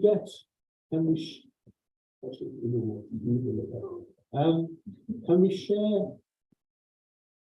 Can we stop screen sharing on here? Right, there's Julia. There we are, fabulous. Hello, everyone. Hi, Julia. Lovely to have you with us. Right, we're just filling around with the technology to get your slides on the screen. So we don't want slides.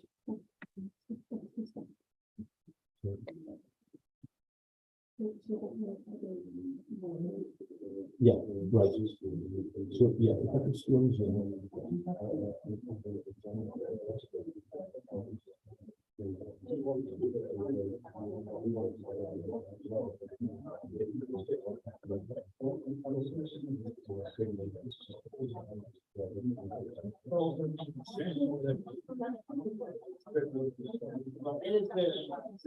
fairly better.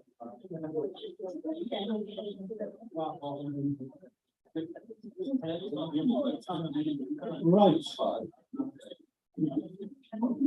So I'm back to welcome Julia, who, we can see the screen, Julia, yes, Okay. now you'll have to be really quiet because the speakers aren't brilliant. But you, oh, you can do that as well, so I've got everything. So, Julia, can I hand it to you? Yes. So, So there isn't a slide on the screen yet, but it says you are sharing the screen. Is that okay? no, let me try again to share it because it should be there. It did see you sharing the screen, but it was just blank. Okay, 1 second. There we go. Yeah. That's it. Okay.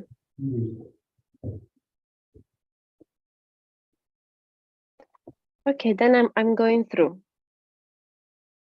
So hello everyone, I'm Giulia Tomasello and I'm an interaction designer and educator, and I'm the founder of Alma. So Alma is a multidisciplinary studio, and we actually 4 co-founders. It's me as a designer, Isabel Farina as a medical anthropologist, Tommaso Busolo as a material science engineer, and Rio Mizuta as a scientist in nanotechnology. And together as a multidisciplinary background, we are like trying to co-create tools to create a cultural and radical change in female intimate care. Specifically, we are specialized on how technology and education can be the tools to really change this dynamic on the silence that surrounds female bodies. And I want to just state it now that when I will mention about female or woman, I mean a woman that's born as a woman with a trans experience, and a trans woman. So completely from an inclusive point of view. So at Alma, we have been like really understanding what is actually the topic that everyone speaks about. So from cancer, urinary infection, sexually transmitted disease. Most of the time, people can recognize and can feel comfortable at ease to understand the topic, and they can actually be part of a conversation. But most of the time, what is really not talked about, it's what we can see a bit further. So from anxiety and depression, shame, craziness of the body, the hysteria, the silence, the mistrust on the pain. So all taboos and stigma, which unfortunately in 2023, we didn't move on. So our main topic that even though now we are like on a wave of feminism and transfeminism, it's a bit easier to talk about. So we can see much more research around endometriosis or vulvodynia, vaginism, but yet it's still very difficult, especially from the society or even from the medical field to reach people and to really give the right care. And in particularly in the last month, we are like specialized on taking care on what surrounds women in the second part of life. So women that maybe are in peri or menopause or postmenopause, where therefore like the cycle of being a woman is changing, the needs are changing, and also the need of taking care of their intimate health. It's something that until now is still a big taboo. We had the occasion and the luck, the opportunity to work with The Voice, which is a community from the National Aging Center in Newcastle. And with them, we really design like co-design participatory workshops and interviews to understand how females take care of their own bodies, what did it happen like during this change. So what did happen during like menopause, like if their sexual also intimacy change, or if their relationship at work change, because most of the time it's a topic that we don't talk, especially in a work field. There are not yet policies that are protecting women during this time. So it's really a topic that is touching in many levels. And the way that we actually are applying our knowledge from anthropology, design, and science is really through a practice of care. So we analyze what is happening in the society from different points of view, and then we go direct to understand how we can move forward from an education point of view, but also creating new tools with technology. And I'm going to show you soon. Mainly, we're taking inspiration from the movement in the 70s in Boston, where many women, they started like to meet up in different collectives, and they started to really talk about these topics to make them to let them be aware, and especially to share experiences from different people. So this movement, where these meetings were happening like every week, and they were based on self-conscious awareness. So it was just by sharing experience that other people were learning about how to treat, for example, pain with menstruation, or even from birth control, abortion. And then they wrote this book, Our Bodies, Ourselves, which they published for nothing, and to really reach as much as people, to share this knowledge that most of the time from the 70s, it was like really dealt only with men doctor. So of course, most of the time it was difficult to have a language to talk about. And then now we can still argue that even though maybe social media had opened it up, the conversation is not there yet guided to really give trust to, for example, teenager, or give the word to women in their 50s or in their 60s to feel at ease and comfortable to talk about. So unfortunately, we're still, from my point of view, in a big taboo area. But the way we run workshops, it's really based on participatory approach. We started in 2019 in Rio de Janeiro in Brazil. Then we went in Malaysia, in Thailand, Switzerland, Germany, Spain, UK, Italy. We run so far 15 workshops where we met different people with different needs, mainly people with vulva and vaginal fluids. And together we really analyze their daily routines, the stigma in education and in the society, and how they will change it, and what actually is happening from a market point of view. Like, what are the products that by now they are like maybe helping and supporting women to understand better their intimate care, and what technology can do more, because we really believe that technology can really be a tool. So I'm gonna try to show you a video. I hope it's gonna work online and not. And it's really a short it's part of a longer documentary, because we work a lot with documentaries. So I'm going to show you a very short documentary from the workshop that we have been running around, just to also give you the feeling on how like we run those workshops, and how people are like happy or not to share things, because most of the time it's difficult even when you create a safe space.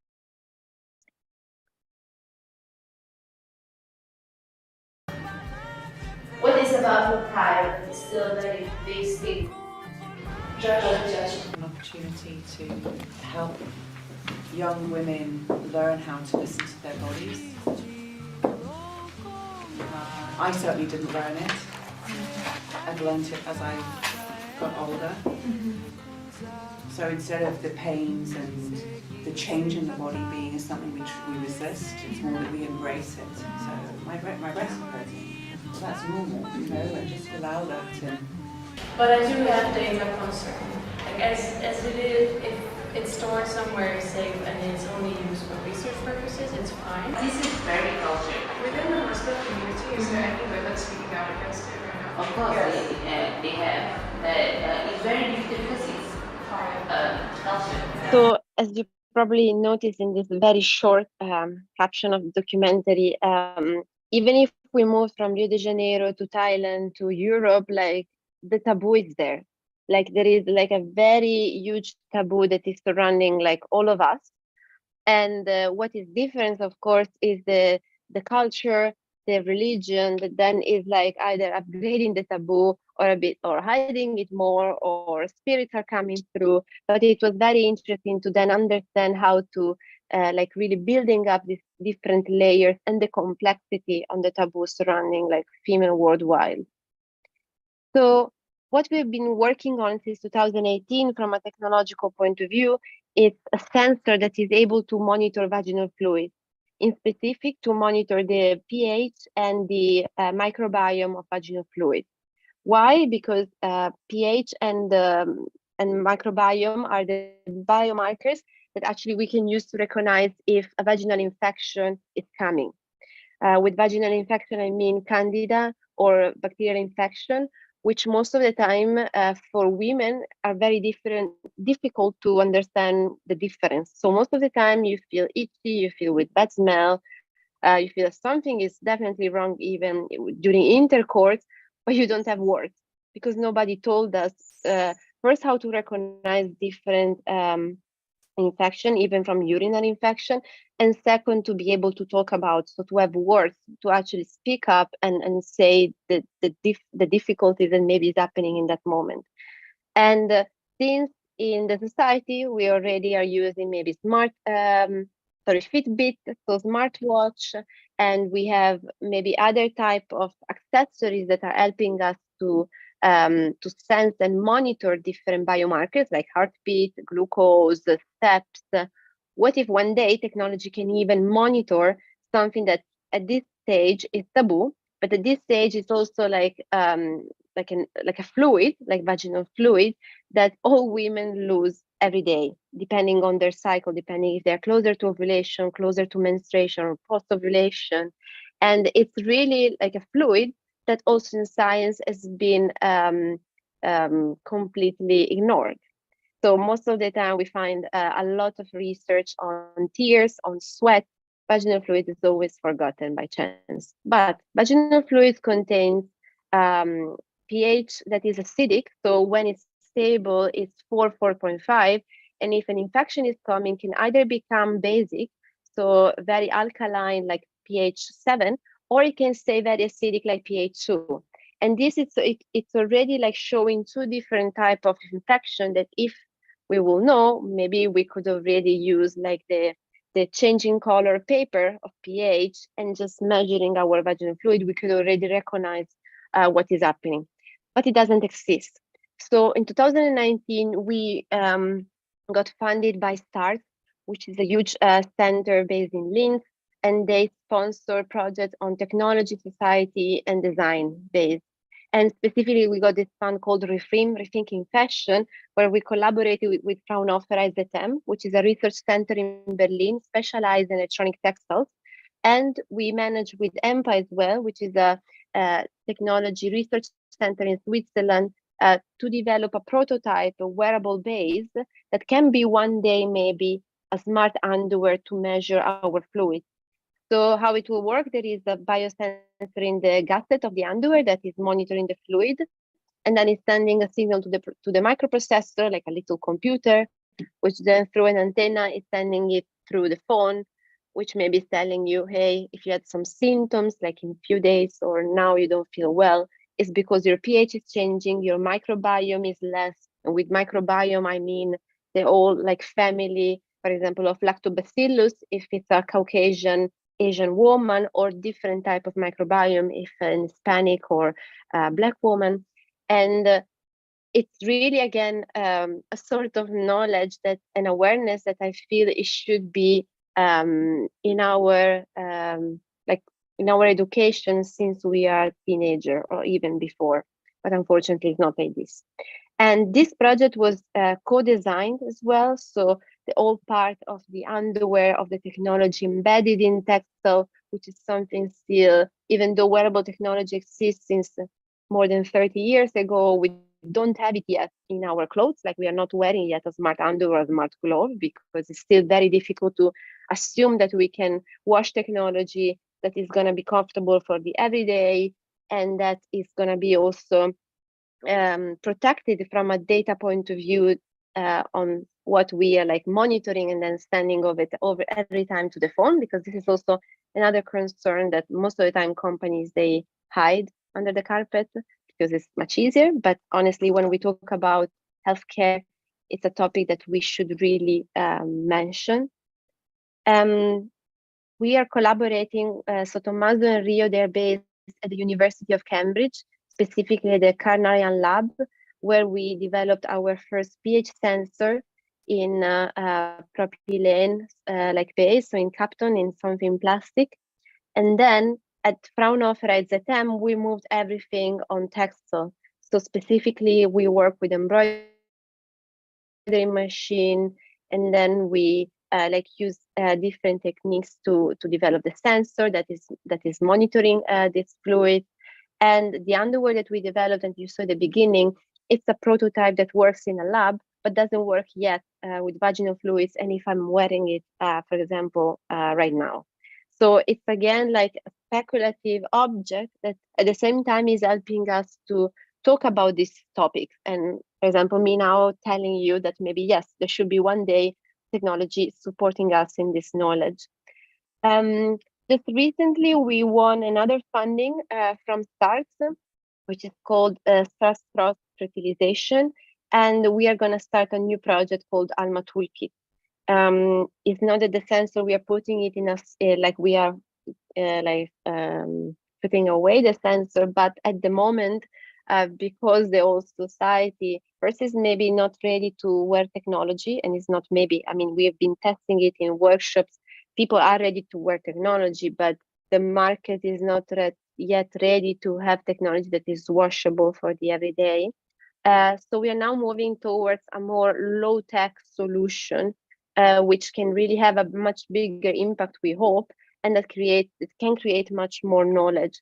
And with Alma Toolkit, we are planning to go back on somehow techniques and kits that people has been already developing it, and we talk about, for example, do-it-yourself gynecology. What does it mean? It's not that a doctor will be completely erased from our taking care and healthcare, but it's actually a different approach. So what if we can really start to prevent and to understand our own fluids, our own body, or even get to know our own service? Like most of the time when I talk speculative, it's a tool that most of the women are afraid, especially when I've been talking it at the with women at the Voice community. So with women that maybe they already had even a pregnancy and they are in a postmenopause, of course, is a tool that they want to forget, because most of the time you get it's not very comfortable to wear. A gynecologist will just like put it insert it without maybe even lube. And so most of the time there is a big stigma and big fear around it. And that's why many women, they don't go even to gynecology, to the doctor to get tested because they're afraid. So what if we can really create small techniques, or we can create circle of women or collectives or places where women can have the trust to go and learn the self-exploration, to learn how to measure their own fluids, to monitor them. So then the approach with the doctor will be much different, because you will be also somehow in a different level and recognizing what you have, and with the doctor finding the solution. So without having every time this hierarchy and not really understanding what is going on. So it's a project that we will run between Rome and Turin at the moment, because we got the funding to run in Italy. And then we hope to spread it and share it in different parts of Europe, and then going on. From all this workshop, we found that language is what is really necessary. So we're writing a book to show how inclusive innovation should be applied in technology for the development of new products. And it's something that we hope by the beginning of next year will be out. So stay tuned. And thank you very much. You can reach us through the website, and or you can find us between Italy and Cambridge at the moment. That was fabulous. Thanks for that, Julia. Hopefully you can hear the round of applause. And if you could share some any resources that you think people would be interested in, I'd happily pass them on. You mentioned Voice. You have a representative of Voice in the room, Mike. I'm sure Mike can tell you afterwards about what Voice do and how you could get the same benefit that you got from them. But Julia, again, thank you for that. It was very interesting. And as I say, if you could share anything else you'd like to share, I can share that with the people here today. Okay, thank you very much. Right. So, could we, get my health suit? Just get my PowerPoint. Is that all right with you? Yeah. Let's see it goes.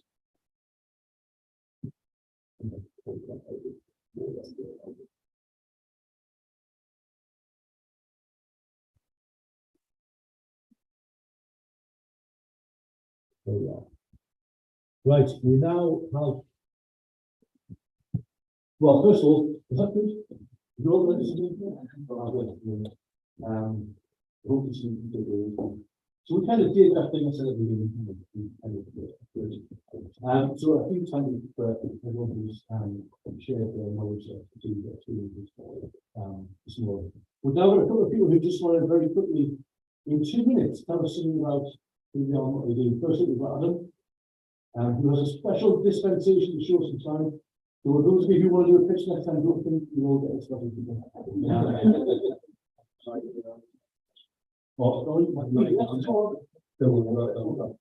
For sure? Yeah. I'll share them afterwards. Yeah, sure. Yeah. Hi everyone, I'm Adam. I was in Software City. And I just want to tell you about 3 things. That's why I like 3 things instead of 1. First one is a user group that I've run. Everyone heard of No Code? 1 person. Maybe actually there. Anyway, No Code is the ability basically to build software without knowing any code. You can, a bit like now you can design an email in Mailchimp, you can now actually build software by using Microsoft interfaces and using these databases. And we have set up a user group for people who use No Code, but also for people who are interested in what No Code can do. So if you go to nocodenortheast.com, you can join that community. On top of that, we're doing an event called No Code Arcade, which will be a conference basically, but with workshops around it where you can learn new No Code tools. And that's happening as part of, that's happening as part of Tech Next, which is a festival you may have heard of, which we're holding in June 19th to the 23rd, I think it is, by the new slide. 19th to 23rd of June. So, and No Code Arcade is happening as part of that festival. There's tons of stuff going on across the whole of the Northeast region. And No Code Arcade is the No Code bit. So, anyone wants to know that. The website is nocodearcade.com. It's not quite launched yet, but we'll be on Monday. So, if you go after on Monday and buy tickets and check out what it's all about. The last thing I just want to mention is I'm also setting up an initiative that's called Tech for Good Northeast, which is looking at how the voluntary sector and the tech sector can work closer together. If anyone is involved in the technology or the tech sector, it'd be really great if you took a look at that. We've got a round table from the tech sector people to look at how can work better with the voluntary sector at the end of April. All right, that's great. Thanks, Aaron. I'll share that PDF that you have. Anything else? We'll see if you can they're all in there. So yeah. And then now, will you want to tell us about that? Thank you. Afternoon, everyone. My name is William McClellan. I'm currently based in Newcastle called Crable. You can see our product just out there on what I call a Crable Totem. Basically, the product itself that we manufacture in the Northeast is a charging shell. These charging shells have been specifically designed for commercial premises to allow, well, I assume everyone in the room here has a mobile phone that they need to be charged. And what we do is provide charging facilities that allow you to charge the phone using wireless charging, USB ports, or plug sockets. If you walk up to the totem at some point, you will see the plug sockets and the USB ports there configured in the underside of the charging shell, and wireless charging on the top. So just that's the phone on the shell for charging away. We're particularly focused on big buildings where you can't necessarily rely on being able to try to charge, or maybe there for long periods and the battery's going out, and then what's called monophobia kicks in for certain people, different people at different levels, and the bacteria when they're charged and being there to contact with friends, family, and colleagues kicks in. So we try to solve that problem. by installing our charging shelves throughout the big building. So the big buildings that we particularly target are places like hospitals, so some of the NHS, universities, big campuses, sports stadia, music stadium, that lots and lots of people, hospitality venues, these are all the target customers for us, whereby the customer, being the NHS, gets a shelf from us and provides a free charge to people within their buildings, in exchange for reducing anxiety levels, getting some company warmth because people are benefiting from a free charge. But whereas a lot of our competitors are what you might have found in big buildings, which are locker systems where you get charged to charge your phone, or indeed you have to rent a battery pack. So fundamentally, we're a phone charge solution. We're a Northeast company, we're based in Newcastle. The vast majority of the manufacturing, especially in the Northeast and County Durham, wherever possible, I'll keep manufacturing here where it's still able to be able to do what we want to do. But inevitably, until we do the shift over the next few years, our dependency on components is in the Far East. So wherever we can, we try and manufacture here. We are food potential is lower, sustainability lower. We can manufacture our charging shelves using recycled plastics as an option, and at the end of service, because we'll run a rental option as well as a purchase option. At the end of service, once people finish using our product, we upcycle. So we literally recycle every single part of our shelf into reused elsewhere. The shelves finally are, we can manufacture in any colour, and we have some standard colours that we can colour match. So the cost of coffee, we do their very specific red, and we can also brand our pages. So they can be hard printed, which is really robust forward printed to feature logos, call to actions, and very popular these days are QR codes. So the charities that we're talking to might feature a QR code that will direct people in exchange for a free charge to perhaps give a donation to the charity. And that in a nutshell is what we're doing now. Thank you for sharing. Thank you. So if anybody wants one, in the building, then to the chat room, I can do it. Right, so I'm just going to quickly mention, so that's what I said at the beginning, that's what we're about, increasing the competition of design works in the economy, because of that. So hopefully, today, we're going to see this in the difference. So design like growth is new now, whether you like it or not, along with hundreds and hundreds of other people and organisations out there. It's not me, it's not the team, it's you guys. But we do play a role which is around supporting the network. The grow and flourish, which it has been for the last 15 or so years, and hopefully will continue to do so. It's about encouraging collaboration through things like this and other things that go on, because that's where they're really interested in. You know, this is a brilliant, but you see 10 times more brilliant when you look at someone who's got something that you haven't got. It's about giving assistance to businesses and organisations as well, supporting partnership. Just let them know, get in touch. Whether it's finding a supplier or something, whether it's getting some knowledge about someone or connecting with someone, things to do, just drop us a line or pick up the phone and we'll try and help or find someone else who can. It's about sharing knowledge, do things like this, helping you to share your knowledge as well. So Sarah and Paul and Andy have shared their knowledge with you. So if you've got something you want to share, let me know. If you want to go to the website or share on LinkedIn or whatever, keep it in. And it's also about raising the profile of the importance of design, of what it means in place for two, and maybe things going on. So helping you raise your profile, is also anything that you think we can do to help you raise your profile of who you are and what you're doing, then let me know. And one of the ways we do that is through these Rising Design events, which happen every month. So that's really cool for the last couple of hours. Next month, we're focusing on designing with data. So we've got something from the National Centre for Data Innovation, whatever. I think you know what I mean. And then a few other people lined up talking about making data come alive, really, and then in May, we're looking at the importance of designing urban regeneration. So we've got some hot off the press news about stuff that's happening in Sunderland, which if you don't know about it, will just blow your mind to really not what you're expecting to happen in Sunderland. But we do have some space on that one, so if that's something that you do or you know someone who's involved in urban regeneration, you've got a story you might want to share, then let me know, we can do that. I think what that's means, but all right, yeah, all that's on the website. And also all the events are on the website as well. This is an old one, so that was one from last month. But we've been recording for the last probably 2 years. So each of these little squares is a previous Rising Design event that is on YouTube. So if you want to learn some new stuff and you're able to get there, then have a look at that. And so on design.north.org. I've quickly mentioned for our 2 sponsors today, so Supply Chain Northeast program is on. So Supply Chain Northeast is a program run by RTC North, and it's to help businesses with anything to do with supply chains, getting new supply chains. We do a lot of work with people like Hitachi and I couldn't never remember Lockheed Martin, and they were involved in the new metro. So they're involved in some big projects.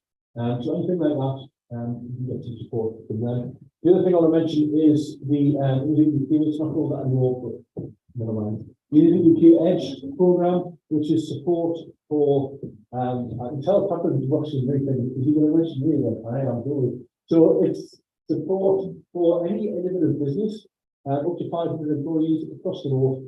And it's one-on-one support and coaching and mentoring, but also there's funding for different things and just whatever it is you need, we'll help you with Hitachi. As well as myself and my colleague Catherine. Give us a wave, Catherine, so we all know who you are. There's another 30 people across the north, all the 50 skills to people east. So if you're in the business and you want a bit of help, then let us know. We'll try and help you. And I'm just going to quickly mention, some of you know Chris Nutlin or heard come across Chris Nutlin, global teacher. So he's developed this solar powered projector which can turn anything into a classroom, whether it's a hut in Zambia or whatever. And so it's been designed to ship out to developing companies to help people to get educated, which a lot of them. So these are designed and built in something and then shipped out, but obviously that costs money. So he's got a crowdfunder page, but we've got a kind of our own version of that. And that's only because I took that picture when I set the site up. So we'd love people to contribute to that and chuck in some money so we can make these things and get them shipped out. And then kids and adults across the world can actually get access to education that they weren't able to before. So I'll send a link out to that with some other information on Monday, but we really appreciate any support that you can give. We've had loads of support in terms of people helping them design it and doing other things, but now we just need to actually. So that would be great if we could get a few design them right more to get them shipped out to wherever. And you mentioned the biscuit factory. You know the biscuit factory? Great. The biscuit factory is great. It's kind of across the road, almost from Andy's Bailey. So they pop into Scotland, pop into the biscuit factory. At the minute they've got some an exhibition by Jim Moyer, otherwise known as Dick Reeves, who is probably retiring Dick Reeves next year. But as you can see, he's in front of the artist, that is the bird colour wheel. I think the biscuit factory is in place to exhibit and they can buy his stuff, you can buy it online. But he's also got magpies on a gallows, but I'm not sure. But as well as doing, him and Bob Moore on the back of the leash. Well, he's exhibiting there now, so probably this stuff. Speaking of beautiful things, isn't that a lovely picture? I mean, I don't mean, but I mean it's lovely, well lit and everything, as is that one. That's me just about to go on with a few or so people. But also we have these other beautiful people. I mean, it's almost as fabulous as the but what the images have in common is that they were professionally shot by Graham Rout, who's normally here, and sadly, if he's still around, he's still there, because I'm doing a picture of this behalf. So, I mean, some of you use yours all the time, and Ian uses his all the time. So you've probably all got LinkedIn profiles, and you've probably got how much better would you like to look at one of these? So one of the things I think we're doing, the income is not really anyway. So I think the big thing on the scale And if you want a headshot done, you can sort that out. It's not much. And then you go away and have something amazing back. Exactly, you can get that, you can use it wherever you want. Does that sound like it might be really useful, just while you're here, to get a headshot? Because it's the sort of thing we all need, but we just don't bother with it. Right, so probably for next month, we'll just make that a little option that you can do beforehand. And you too could do it, if you want to do it. I think that's all. Oh, but the one thing, don't ask him to do all like that, because You'll bring this. in the words of Newton, can you do that? And then finally, the design use business conference, all the videos from there, which are amazing, are on the website. I'll send you a few links for that as well. Finally, is that, yes, we're finally done. Thank you all for being here. I hope you enjoyed. Sorry, we come on site, but hopefully it works. There's still tea and coffee, and I'm going to be able to find that in the chair. If you find one, you're very welcome to it. So don't feel happy to stick around, have a chat with someone you didn't have a chat with before, and hope to see you again soon. Thank you. Thank you. Yeah, you are right.